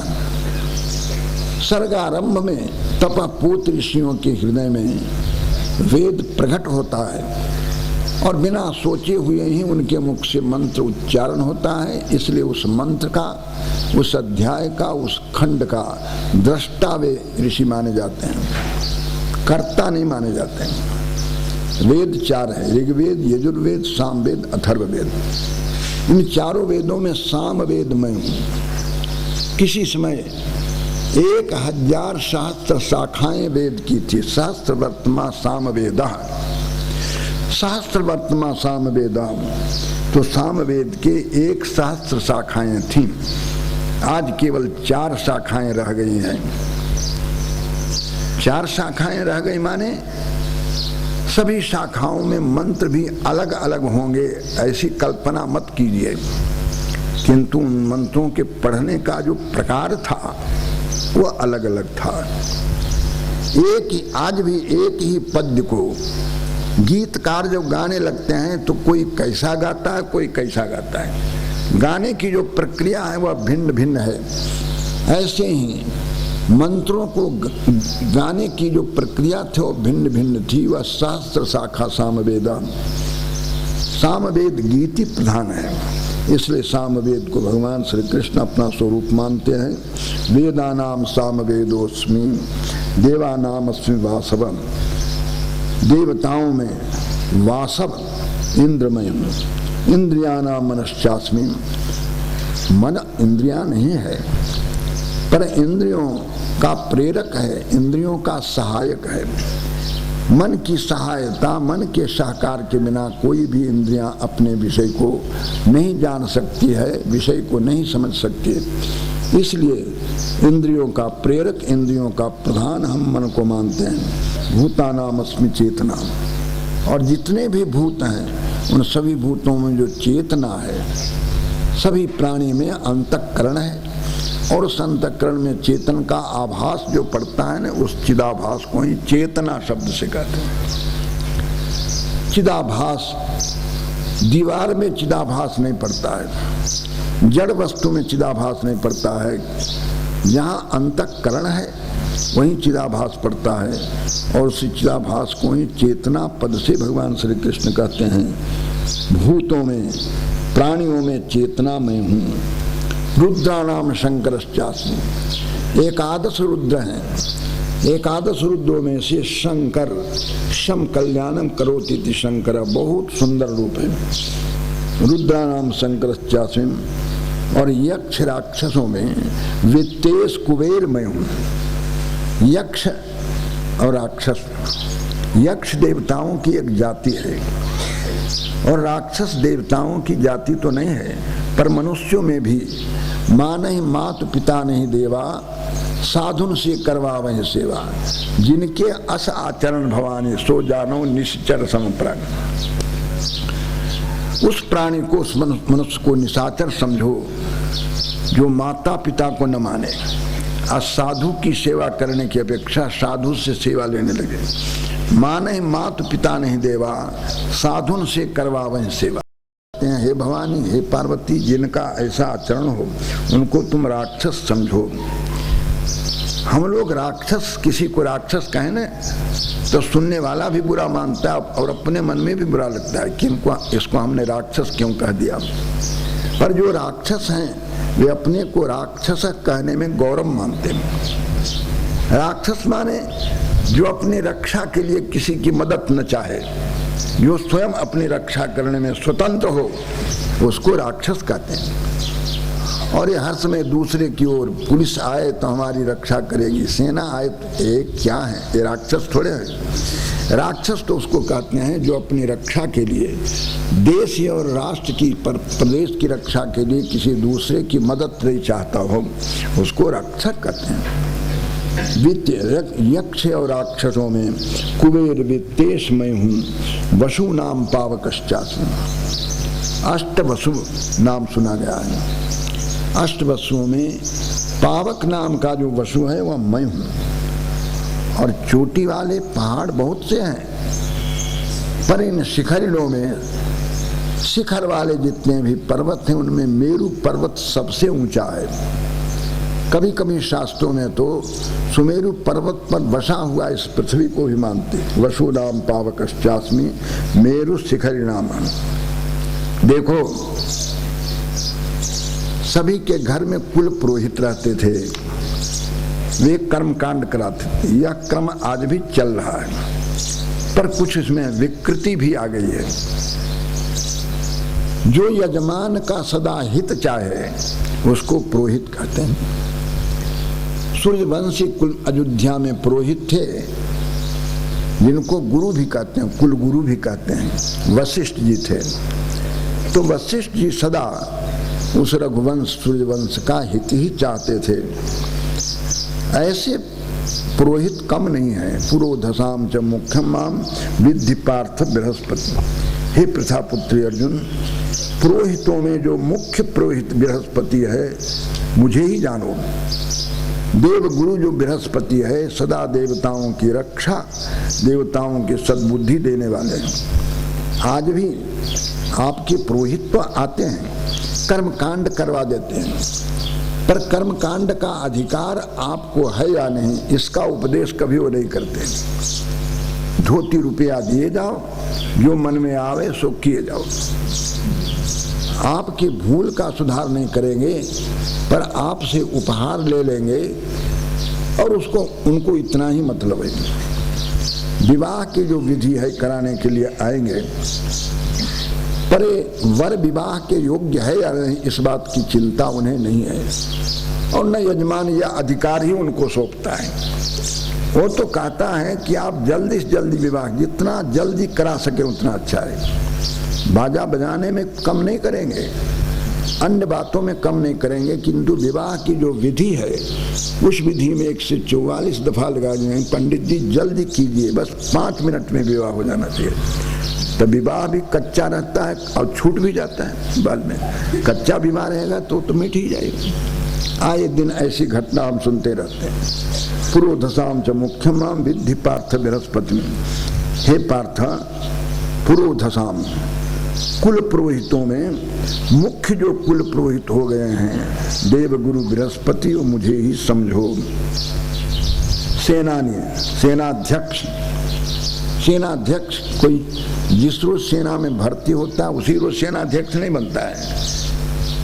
कई सोपान को पार करते करते करते करते तब सेनाध्यक्ष बनता है।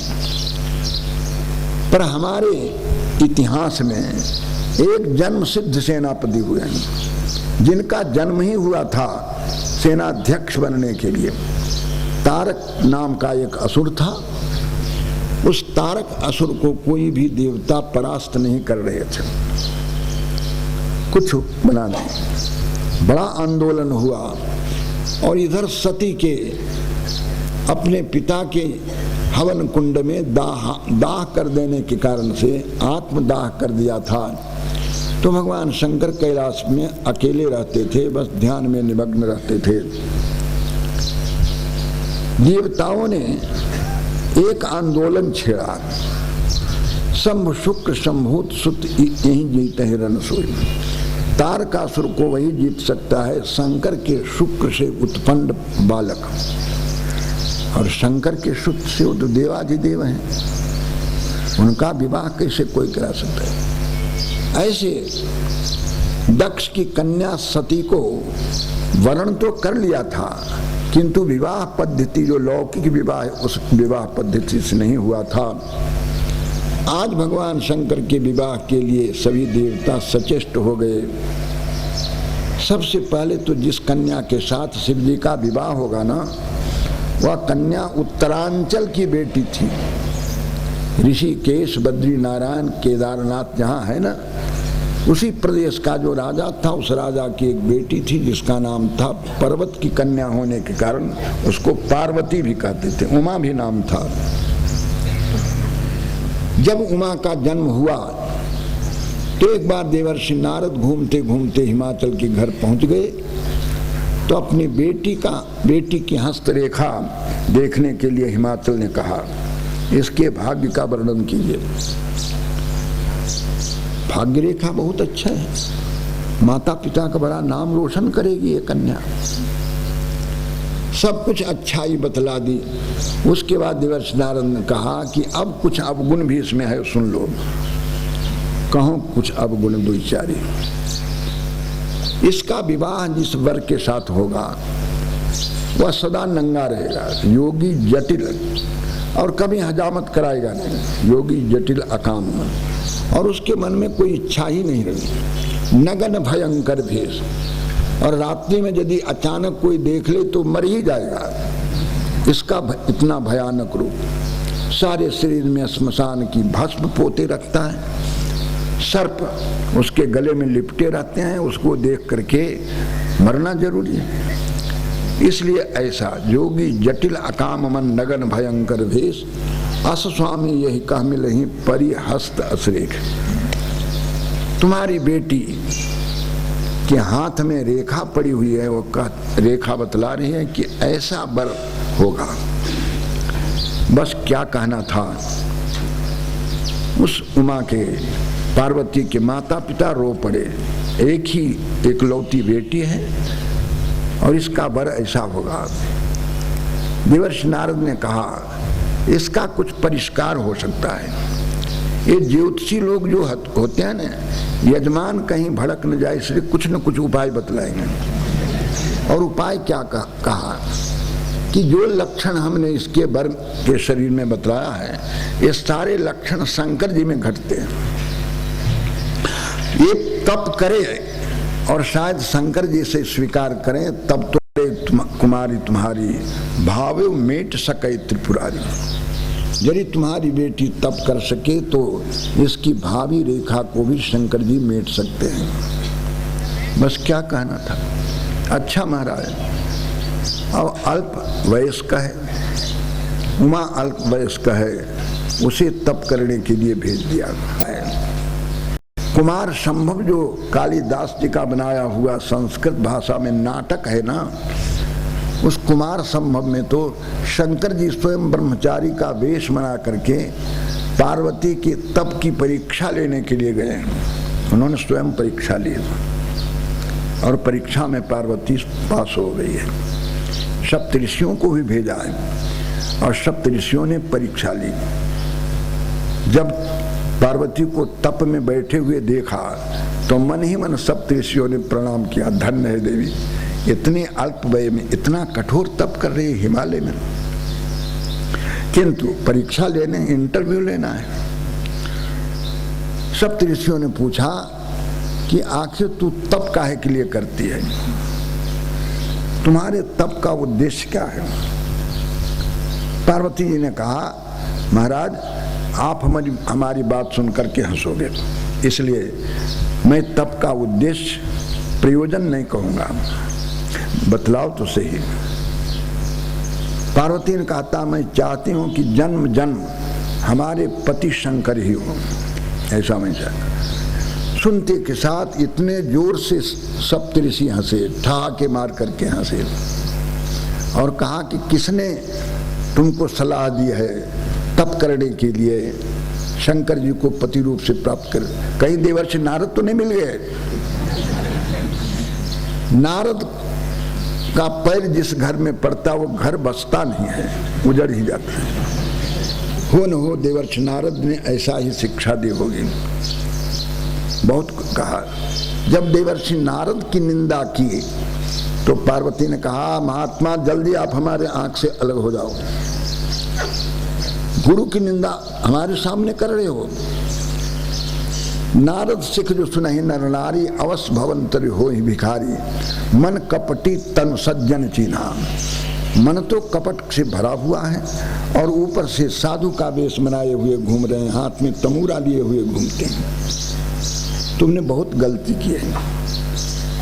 जब देवर्षि नारद की निंदा सप्तऋषियों ने की तो पार्वती से बर्दाश्त नहीं हुआ और उस समय पार्वती की निष्ठा, शिव तत्व में निष्ठा दे करके धन धन धन धन का करके लौटाए। बात बड़ी लंबी है, बात बड़ी लंबी है, इसलिए हम सबने कहें। विवाह के फल स्वरूप पार्वती की कोख से जो पैदा हुआ बालक, उसी का नाम पड़ा है कार्तिकेय। ऐसे उसको सनानन भी कहते हैं। 6 माताओं का पुत्र होने कारण से सनानन भी कहते हैं। एक जन्म से ही देवताओं के सेनाध्यक्ष बने थे। सेनानी नाम हम स्कंद, सेनाध्यक्षों में स्कंद मैं हूं, जो जन्म सिद्ध है, जिसे सेनाध्यक्ष पद प्राप्त करने के लिए इंटरव्यू नहीं देना पड़ा था, परीक्षा नहीं देनी पड़ी थी, कहीं पढ़ना नहीं पड़ा था, किंतु जन्म सिद्ध उनका अवतार ही हुआ था सेनाध्यक्ष बनने के लिए। वह मैं हूं। सेनानी नाम स्कंदा सरसामस्मि से। जलाशय बहुत से हैं, छोटे बड़े जलाशय बहुत से हैं, पर जितना बड़ा जलाशय सागर है उतना बड़ा जलाशय कोई दूसरा नहीं हो सकता है। इसलिए सरसामस्मि सागर, जलाशयों में सागर में। महर्षि बहुत हुए हैं, किंतु इन महर्षियों में से एक ऋषि हुए जिनका नाम है भृगु, और उन्हें ब्रह्मा विष्णु महेश इन 3 देवताओं की परीक्षा के लिए भेजा गया था। तब से उनकी महिमा और भी बढ़ गई। गुजरात में एक भरूच गांव है, नगर है, वो भृगु क्षेत्र कहा जाता है। उनकी तपस्थली मानी जाती है। महर्षि नाम भृगुराम। और जितने वाक्य हैं ने, वाक्य जिस वाक्य का कुछ अर्थ होता है, राम कृष्ण, इन सभी वाक्यों का कुछ अर्थ होता है। जितने भी अर्थ वाले वाक्य हैं उनमें से एक अक्षर ओम व मैं हूं। जितना लंबा अर्थ ओंकार का है, व्याकरण पढ़ने वाले धातु पाठ में अब धातु से जो ओंकार बनता है ना, अवतिर टिलोपश्च, मन प्रत्यय होता है। अब धातु से मन प्रत्यय होता है। जो भी विकृति होती है उसके फल स्वरूप अब धातु से ओम बनता है। और अब धातु का इतना लंबा अर्थ पाणिनि जी ने धातु पाठ में पढ़ा है, वो सारे के सारे अर्थ ओंकार में निहित है। इसलिए एकाक्षर जो ओंकार है वो वाक्यों में मैं हूं। यज्ञानाम जप यज्ञोस्मि। यज्ञ बहुत से हैं, जिन यज्ञों के अनुष्ठान में धन और जन दोनों की अपेक्षा होती, दोनों की सहायता लेनी पड़ती है। पर एक यज्ञ है जप यज्ञ। उस जप यज्ञ में किसी की सहायता अपेक्षित नहीं है, इसलिए उस यज्ञ को भगवान श्री कृष्ण अपना स्वरूप बतलाते हैं। यज्ञानाम जप यज्ञोस्मि स्थावरानां हिमालय। जो चलता फिरता नहीं हो ऐसे स्थावर पहाड़ पर्वत छोटे मोटे बहुत से हैं। इनमें हिमालय ऋषिकेश से ऊपर जो जाते हैं ना उसको हिमालय कहते हैं। प्रारंभ तो ऋषिकेश से ही हो जाता है और बहुत दूर तक के तिब्बत वहाँ तक के चला गया है। हिमालय में हूँ, स्थावरों में हिमालय में हूँ। वृक्ष बहुत हैं किंतु उन सभी वृक्षों में पीपल वृक्ष में हूँ, अश्वत्थस्र वृक्षानाम। और देवर्षि बहुत हैं, उनमें से देवर्षि नारद मैं हूँ, जो भगवान के परम भक्त हैं, सदा भक्त भजन में ही लगे रहते हैं। गंधर्वानाम चित्ररथ, देवताओं की एक जाति है जो गाने का काम करती है। अप्सरा नाचने का काम करती है और गंधर्व गाने का काम करते हैं। तो गाने का काम जो करते हैं उनमें से चित्ररथ नामक जो गंधर्व है वह मैं हूँ, जो अर्जुन के मित्र भी थे। और चित्ररथ के आमंत्रण पर कुछ रोज के लिए अर्जुन स्वर्ग भी गए थे। ऐसे स्वर्ग में इस देह से जाने का विधान नहीं है।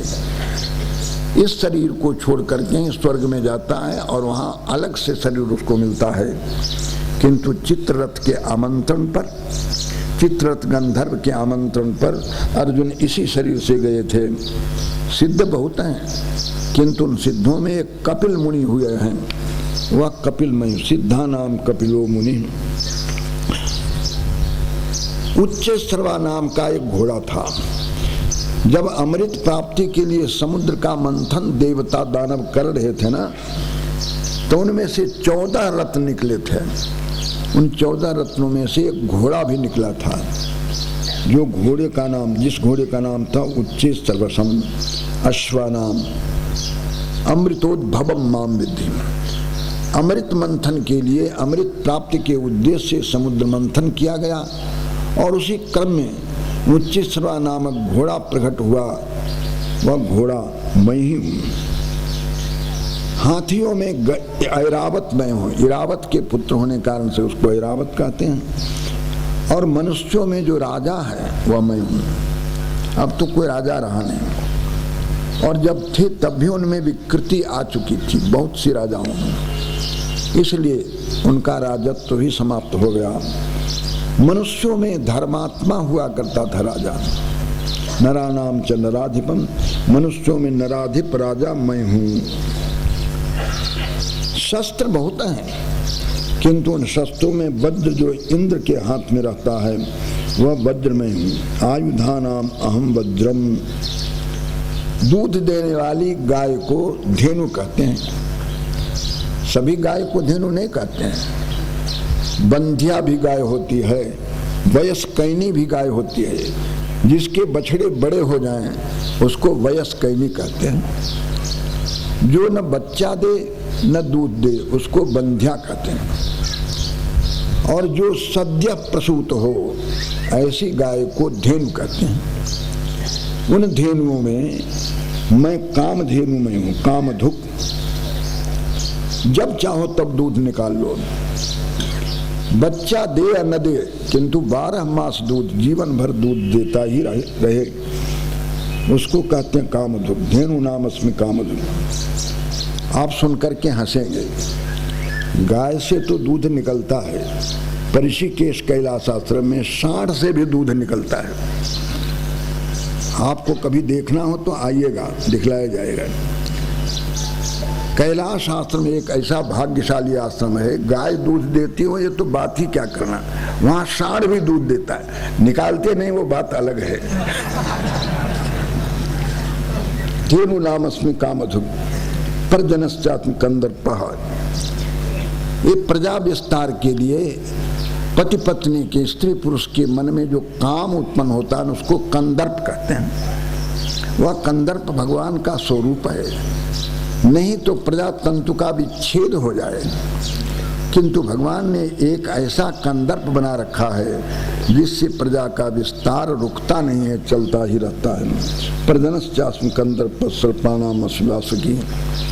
और वासुकी सर्प, सर्पों में वासुकी सर्प, सर्पों की बहुत सी जातियां हैं। उन सर्प जातियों को हम असर्वज्ञ क्या जान सकेंगे, नहीं जानते। पर उन सर्पों में से वासुकी नामक जो सर्प है वह भगवान है, भगवान का आभूषण है।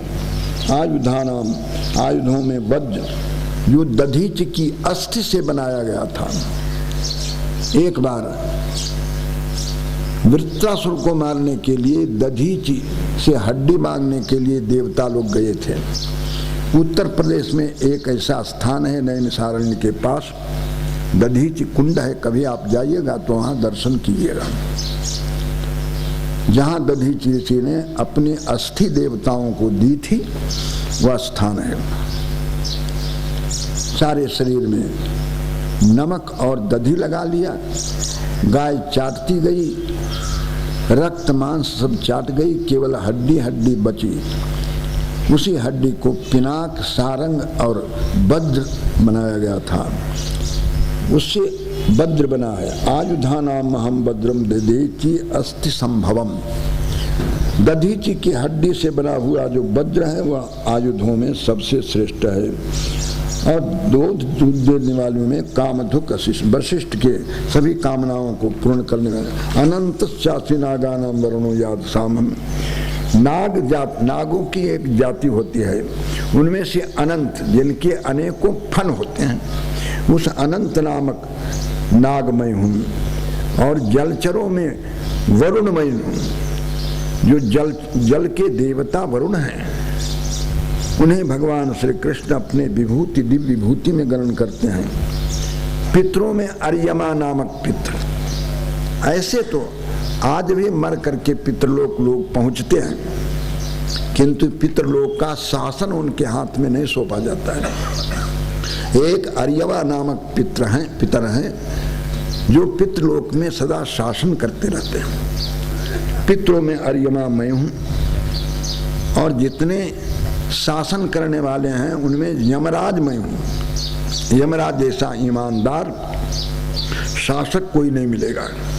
यद्यपि इन दिनों यम का नाम बहुत बदनाम हो चुका है। यदि किसी से कहा जाए कि आज 10 बजे रात्रि तुम्हारे कमरे में यमराज पहुंचेंगे, तो सुन करके वो कहेगा हमारे कमरे में क्यों, तुम्हारे कमरे में यमराज जाए। इतना यमराज का नाम बदनाम हो चुका है। ये पुलिस रक्षा के लिए होती है, किंतु इन दिनों पुलिस भी बदनाम हो चुकी है, ऐसे यमराज भी बदनाम हो चुके हैं। और हैं यमराज सच्चा न्यायाधीश, दूध का दूध, वहाँ रिश्वत किसी की नहीं चलती है, वहाँ खुशामद नहीं चलती है, वहाँ कुछ नहीं चलेगा। इसलिए संयम करने वाले, शासन करने वालों में यमराज भगवान श्री कृष्ण कहते मैं। दैत्य वंश में बहुत से हुए हैं, किंतु दैत्यों में एक प्रहलाद हो गए हैं। हिरण्यकशिपु के पुत्र प्रहलाद हुए हैं, वे प्रहलाद मैं हूं। प्रहलादश्चास्मि दैत्यानाम, और कलना करने वालों में काल मैं हूं। काल मैं हूं, काल भगवान का स्वरूप है, अखंड है।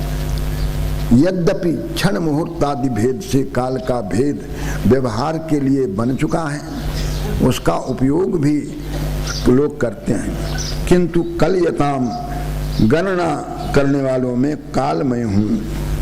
और जितने भी मृग वन्य पक्षु हैं उनमें सिंह मैं हूँ। मृगेंद्रो हम वैन तेज पक्षणाम, और पक्षियों में विनता पुत्र गरुड़ मैं हूँ। पवन पवतामस्मि, पवित्र करने वालों में पवन मैं हूँ। और शस्त्रधारी बहुत से हैं, उनमें से राम मैं हूँ। जटानाम मकरश्चास्मि, और जलचरों में मगर मैं हूँ। निरंतर बहने वाली नदियों में जाह्नवी मैं हूँ, गंगा मैं हूँ। जब मरण का प्रसंग आता है तब लोग गंगा जल उसके मुख में डालते हैं। गोदावरी के तट पर रहते हैं, यमुना के तट पर रहते हैं, तो गोदावरी और यमुना का जल उस मरणासन्न व्यक्ति के मुख में नहीं डालते, पर गंगा जल डालते हैं। और बहुत से लोग तो गंगा जल ही पीते हैं, दूसरा कोई जल नहीं पीते हैं। कहीं भी जाएंगे तो गंगा जल ही पिएंगे। ऐसे भाग्यशाली को क्या कहा जाए, जो गंगा तट में रह करके भी गंगा जल पान न करे, उसको क्या कहा जाए। वो भी कूप का जल पिए, बोतल का जल पिए, गंगा जल नहीं पिए। स्रोतसामस्मि जाह्नवी। निरंतर जो बहनशील नदियां हैं उनमें से जहनु कन्या, ऐसे इसको भागीरथी भी कहते हैं, जाह्नवी भी कहते हैं, शांकरी भी कहते हैं। शंकर जी की जटा से निकले इसको शांकरी कहते हैं। जाह्नू ऋषि की जंघा फाड़ करके निकली उसको जाह्नवी कहते हैं। और भगीरथ की तपस्या के फलस्वरूप धरती पर आई है, इसलिए इसको भागीरथी भी कहते हैं। अनेकों नाम से कहते हैं।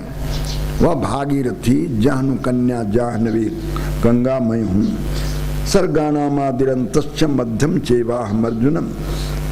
सृष्टि के आदि अंत और मध्य मैं हूँ अर्जुन। और विद्या बहुत है, किंतु उन विद्याओं में जो अध्यात्म विद्या है, जिस विद्या के उपासक गीता अध्यायी, उपनिषद और ब्रह्मसूत्र के पढ़ने वाले, वेदांत के पढ़ने वाले हैं, जिस विद्या के अधिकारी, विद्या का नाम है अध्यात्म विद्या। आत्मा अनात्मा के संबंध में जो विवेचन बतलाने वाली विद्या है, तत्वबोध कराने वाली विद्या है, उसको अध्यात्म विद्या कहते हैं। जो विद्याओं में, सभी विद्याओं में श्रेष्ठ है। यद्यपि इन दिनों अध्यात्म विद्या का प्रचार उतना नहीं हो रहा है जितना होना चाहिए। मनुष्य समाज में, कम से कम भारतीयों में, भारतवर्ष में तो अध्यात्म विद्या का प्रचार बहुत होना चाहिए। आलंदी देवाची में तो अध्यात्म विद्या का प्रचार है, क्योंकि गीता अध्याय यहाँ सबसे अधिक संख्या में लोग दिखाई पड़ते हैं। पर अन्य नगरों में, मुंबई अथवा और जो भी नगर हैं बड़े बड़े, जहाँ करोड़ों की संख्या जनसंख्या है, वहाँ अध्यात्म विद्या का प्रचार विरल दिखाई पड़ता, बहुत कम। कई संत लोग वेदांत का स्वाध्याय करा रहे हों, प्रवचन करा रहे हों, तो भी कितनी संख्या, नगण्य संख्या दिखाई पड़ती है। और एक गीत गाने वाले, बाजा बजाने वाले इतने पैर फैला चुके हैं कि वहाँ तो संख्या गिन ही नहीं सकते कितने लोग एकत्रित होते हैं। ये तो आपका अनुष्ठान बहुत पवित्र अनुष्ठान है। महाराज ज्ञानेश्वर के पाद चरणों में बैठ करके आप अध्यात्म विद्या की उपासना करते रहते हैं। विद्याओं में अध्यात्म विद्या श्रेष्ठ है। और लड़ाई करना हो ना, वाग युद्ध ही करना हो, तो उसमें वाद कथा होती है। कथा 3 प्रकार की होती है। एक जल्प कथा, एक विजिगीषु कथा और एक वाद कथा। शिष्य निश्चल भाव से पूछता है जैसा कि अर्जुन, और गुरु निश्चल भाव से उत्तर देते हैं जैसा कि श्री कृष्ण। यह भी एक कथा है। गुरु शिष्य संवाद को वाद कहते हैं। और 2 जीतने वाले आपस में जब शास्त्रार्थ करने लग जाते हैं ना, तो उसको विजिगीषु कथा कहते हैं, जल्प कथा कहते हैं। और एक तीसरी कथा होती है, स्वपक्ष स्थापन शून्य हो, परपक्ष का खंडन ही खंडन हो, उसको वितंडा कथा कहते हैं। तो कथा 3 प्रकार की होती है। उसमें तत्व निर्णय के लिए जो गुरु शिष्य का संवाद होता है, उसी को वाद कहते हैं। अतः संवाद में वाद मैं हूँ, अक्षरानाम अकार धन्य है। ये जो अक्षर माने वर्ण, क ख अ यू, ये वर्ण है। इन वर्णों में आकार वर्ण मैं हूँ। और समासों में द्वंद्व समास में हूँ। मैं ही अविनाशी काल हूँ। और विश्व तो जिसका मुख चारों तरफ है, ऐसा धाता, ऐसा परमात्मा में हूँ। अक्षरों में आकार में हूँ। कोई भी व्यंजन, कोई भी स्वर ऐसा नहीं है जिसमें आकार न हो। सभी वर्णों में आकार व्याप्त है। ये जो देवनागरी लिपि में लिखते हैं ना अक्षर, उसकी बात मैं कह रहा हूँ। कई ABCD को अ मान करके आप मत कीजिए।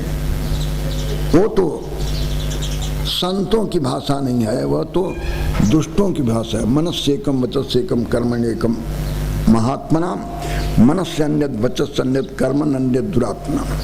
जिसके मन में कुछ और हो, वाणी में कुछ और हो, क्रिया में कुछ और हो, उसको दुरात्मा कहते हैं। जो मन में हो वही वाणी में हो, वही क्रिया में हो, उसको महात्मा कहते हैं। संस्कृत देवनागरी लिपि और भाषा संस्कृत, ये देववाणी है, ये देववाणी है। इसमें आकार मैं हूँ, वर्णों में आकार मैं हूँ, क्योंकि वर्ण सभी व्यंजनों में व्याप्त है। व्याकरण में व्यंजन की आधी मात्रा मानी गई है। अ की तो एक मात्रा है, हर्ष आकार की एक मात्रा है, दीर्घ आकार की 2 मात्रा है, और प्लुत की अनेक मात्रा है। जोर से बोलते हैं राम, पर हर्ष की एक मात्रा है, वह आकारमय हूँ। क्योंकि किसी व्यंजन का उच्चारण करेंगे तो आकार की सहायता आपको लेनी ही पड़ती है। क, केवल क बोलना चाहेंगे ना, अ नहीं बोलेंगे तो क का स्पष्ट उच्चारण नहीं होगा। इसलिए क, ख, ग, घ बोलते हैं, उसमें आकार आता ही है। जब भारत स्वतंत्र हुआ था ना, तो स्वतंत्र भारत में एक बार यह विचार चला था कि स्वतंत्र भारत की अपनी भाषा क्या होनी चाहिए और लिपि कौन सी होनी चाहिए। तो सभी मनीषियों ने, आज तो उस बात को भूल गए हैं सब, और न जाने क्या क्या राजनीति कर रहे हैं।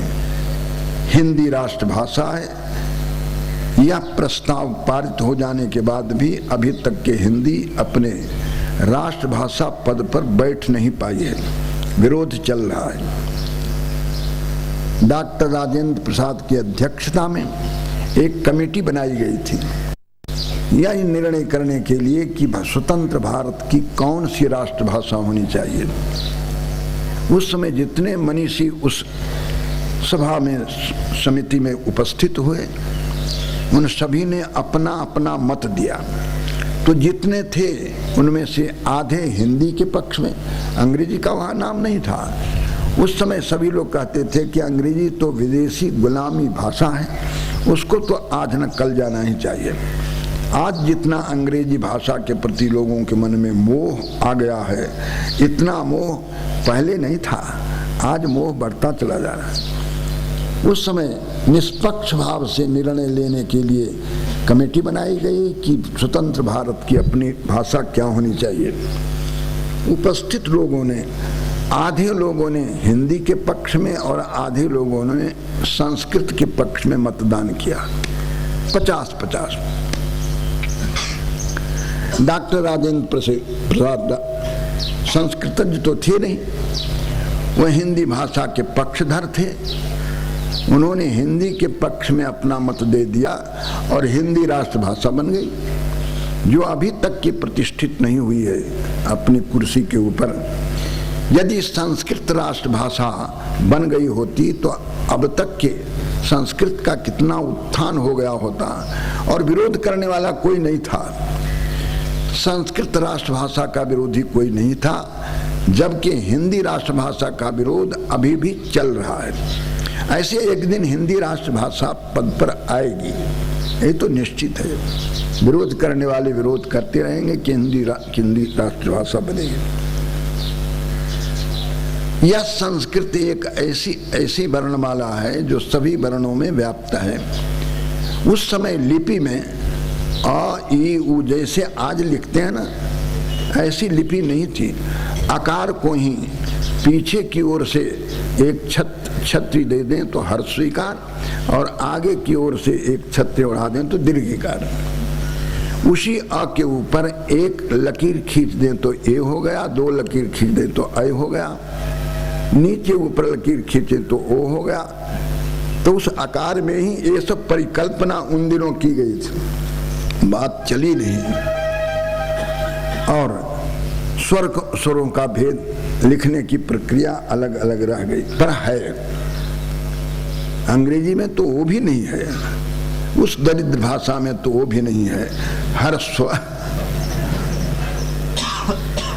ए आज पढ़ाएंगे ए, अब कल कहेंगे अ, आज पढ़ाएंगे बी, अब कल उसको कहेंगे ब। यदि जीवन भर ब का ही उच्चारण करना है तो पहले दिन ब पढ़ाओ ने तुमको शर्म आ रही थी जो बी पढ़ा रहा था। और वह आज विश्व की भाषा बनी हुई। अक्षराणाम अकारोस्मि द्वंद्व सामासिक समास समूह में द्वंद्व समास में हूँ। संस्कृति एक ऐसी भाषा है जिसमें संधि और समास का प्रावधान है। दूसरी किसी भाषा में न संधि है न समास है। यदि रमेश लिखना हो तो जो अक्षर आप, ये यूनानी लिपि की मैं कह रहा हूं, अंग्रेजी में, चाहे वो वाक्य हो चाहे पद हो, एक अक्षर अक्षर होगा और उसी को पढ़ने वाला समझदारी से पढ़ ले तो ठीक है, रमेश उमेश भी लिख लेगा, नहीं तो बात बिगड़ सकती है। ऐसी लिखने की उनकी प्रक्रिया है। पर देवनागरी लिपि में रमेश उमेश लिखने की प्रक्रिया अलग अलग है, जहां कभी भ्रम होने की कोई आशंका नहीं है। वर्णों में जिसका कभी अक्षर नहीं होता उसमें अकार मैं हूं। द्वंद्व समास समुदाय में द्वंद्व समास में हूं, क्योंकि समस्यमान जो दोनों पद होते हैं ना, उन दोनों पदों का अर्थ समान रूप से होता है।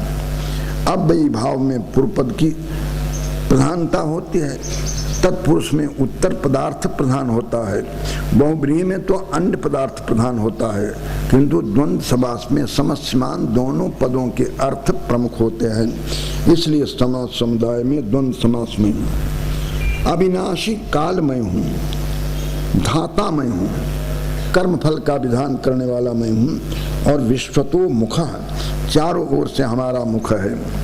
मृत्यु सर्वहरश्चाम, धन का हरण करे, ज्ञान का हरण करे। कोई तो धन का हरण करता है, कोई ज्ञान का हरण करता है। मृत्यु सर्वहर है, धन और ज्ञान दोनों से आपका मोह छुड़ा देगा। इसलिए सर्वहर मृत्यु मैं हूं, और भविष्य होने वालों में जो उद्भव है वह मैं हूं। नारियों में कीर्ति, श्री, वाक, स्मृति, मेधा, धृति और क्षमा नाम की स्त्री मैं हूं। ये दिव्य स्त्रियों का आभास भी किसी पुरुष को मिल जाए तो वह धन्य धन्य हो जाता। साम बहुत हैं, उनमें बृहत साम, छांदोग्य उपनिषद पढ़ेंगे तो बृहत साम आप सुनेंगे कि बृहत साम किसको कहते। बृहत साम तथा साम नाम। छंद बहुत हैं, वृत्त बहुत हैं, किंतु गायत्री छंद जो 24 अक्षरों का छंद होता है वह गायत्री छंद में हूं। महीना 12 जनवरी फरवरी नहीं, जनवरी फरवरी तो कल्पित मास है। क्यों जी इसको जनवरी नाम रखा, इसका कोई उत्तर उनके पास नहीं है। कोई उस समय रहा होगा नेता, उसके नाम से किसी महीने का नाम जनवरी रख दिया, किसी महीने का नाम फरवरी रख दिया। पर हमारे यहाँ जो कुछ भी महीनों का नाम है ना, वो नक्षत्रों के साथ जुड़ा हुआ है। मृगशिरा नक्षत्र में जब पौर्णमासी आती है तो उसको मार्गशीर्ष मास कहते हैं। मार्गशीर्ष मास में नए फसल तैयार हो जाते हैं, नए धान्य तैयार हो जाते हैं, बड़ा सुहावना दिखता है, न गर्मी है न अधिक सर्दी है। इसलिए मासा नाम मार्गशीर्षम। और ऋतु कुसुमाकर वसंत ऋतु में हूं, जिसमें वृक्षों में नए पत्ते नए पुष्प निकल आते हैं। उस कुसुमाकर वसंत को भगवान श्री कृष्ण अपना स्वरूप बतलाते हैं। छल करने वाले बहुत होते हैं, किंतु उसमें द्यूत जो छल है वह मैं हूं। तेजस्वियों का तेज मैं हूं, और व्यवसायियों का जय में, जय उसमें व्यवसाय उसमें। सत्वम सत्वतामम, सत्वता व्यक्ति का जो सत्व है जिसके कारण से वह सात्विक कहलाते हैं वह मैं हूं। वृष्णि नाम, वृष्टिवंशियों में वासुदेव तुम्हारा मित्र कृष्ण मैं हूं। पांडवों में धनंजय तू हो, मेरा विशेष स्वरूप हो। मननशील जितने भी अब तक इस धरती पर महात्मा हो गए हैं उनमें व्यास के समान कोई दूसरा नहीं हुआ है। मुनि नाम अहम व्यासः। और क्रांतदर्शी बहुत दूर तक सोचे ऐसे कवियों में उष्णा कवि मैं हुए, शुक्राचार्य मैं हूँ। दमन करने वालों में दंडमय हूँ, और जीतने की इच्छा वालों में नीतिमय हूँ। गोपनीय में मौनमय हूँ, और ज्ञानियों का ज्ञानमय हूँ। अर्जुन विशेष क्या कहूँ, संपूर्ण भूतों में जो बीज है वह मैं ही तो हूँ। मेरे बिना कोई है ही नहीं जो चराचर अपना अस्तित्व धारण कर सके। मम दिव्यानाम विभूति नाम नाम तो अस्ति, मेरे दिव्य विभूतियों का तो अंत है ही नहीं। परंतप मैंने जो कुछ भी कहा है वह तो एक देश संकेत मात्र ही किया है। मेरी विभूति का तो कोई अंत ही नहीं है। यदि संक्षेप में इतना ही समझो, जहाँ कुछ तेज दिखता है, जहाँ कुछ ऊर्जा दिखती है, जहाँ कुछ श्री शोभा दिखती है, वे सब के सब मेरे तेज के एक अंश से उत्पन्न हुए हैं, ऐसा समझो। कहते कहते अरे बहुत जानने से क्या लाभ है, अथवा बहु नहीं तेरा किम जाते न तवार्जुन विष्टभ्याम इदम कृष्णम एकांशेन स्थितो जगत। अर्जुन, बहुत जानने से क्या लाभ है, इतना ही समझो कि मैं संपूर्ण जगत को अपने एक अंश से पकड़ करके बैठा हूँ। सच्चिदानंद घन परमात्मा के एक अंश से पादोस्य विश्वाभूतानि त्रिपादस्यामृतम दिवि, उसके 3 पाद तो अमृत है, दिवलोक में है, और एक पाद में सारी सृष्टि है। बस इतना ही समझो और इसी रूप में संपूर्ण विश्व को तुम देखो। भोग के रूप में मत देखो, ललचाई हुई आंखों से मत देखो। अज्ञानी जीव जिस किसी वस्तु को देखता है ललचाई हुई आंख से देखता है, राग पूर्वक देखता है, द्वेष पूर्वक देखता है, इसीलिए वे तरफ मारा जाता है। भगवान श्री कृष्ण ने अपनी विभूतियों का वर्णन करते हुए कह दिया, जहाँ कहीं कुछ तेज दिखता है वे सब के सब मेरा ही तो है। तो कहीं भी सौंदर्य दिखता हो, बुद्धि दिखती हो, विवेक दिखता हो, अच्छा आचार विचार दिखता हो, वह भगवान की शक्ति का ही प्राकाट्य हुआ है, ऐसा समझना चाहिए। और इन शब्दों के साथ साथ इस अध्याय का विभूति योग नामक जो 10वां अध्याय है, 10वां अध्याय पूर्ण होता है। अब तक के आप रेडियो सुनते रहे, कल आपको टेलीविजन हम दिखलाएंगे। केवल सुनाएंगे नहीं, कल दिखलाएंगे, और वह दर्शन करने का, टेलीविजन देखने का सौभाग्य प्राप्त होगा अर्जुन की प्रार्थना पर। इसलिए उसके लिए आप तैयार होकर के आइएगा कल पुनः 8 बजे प्रातः काल। ओम पूर्णमदः पूर्णमिदं पूर्णात् पूर्णमुदच्यते पूर्णस्य पूर्णमादाय। ओम शांति शांति।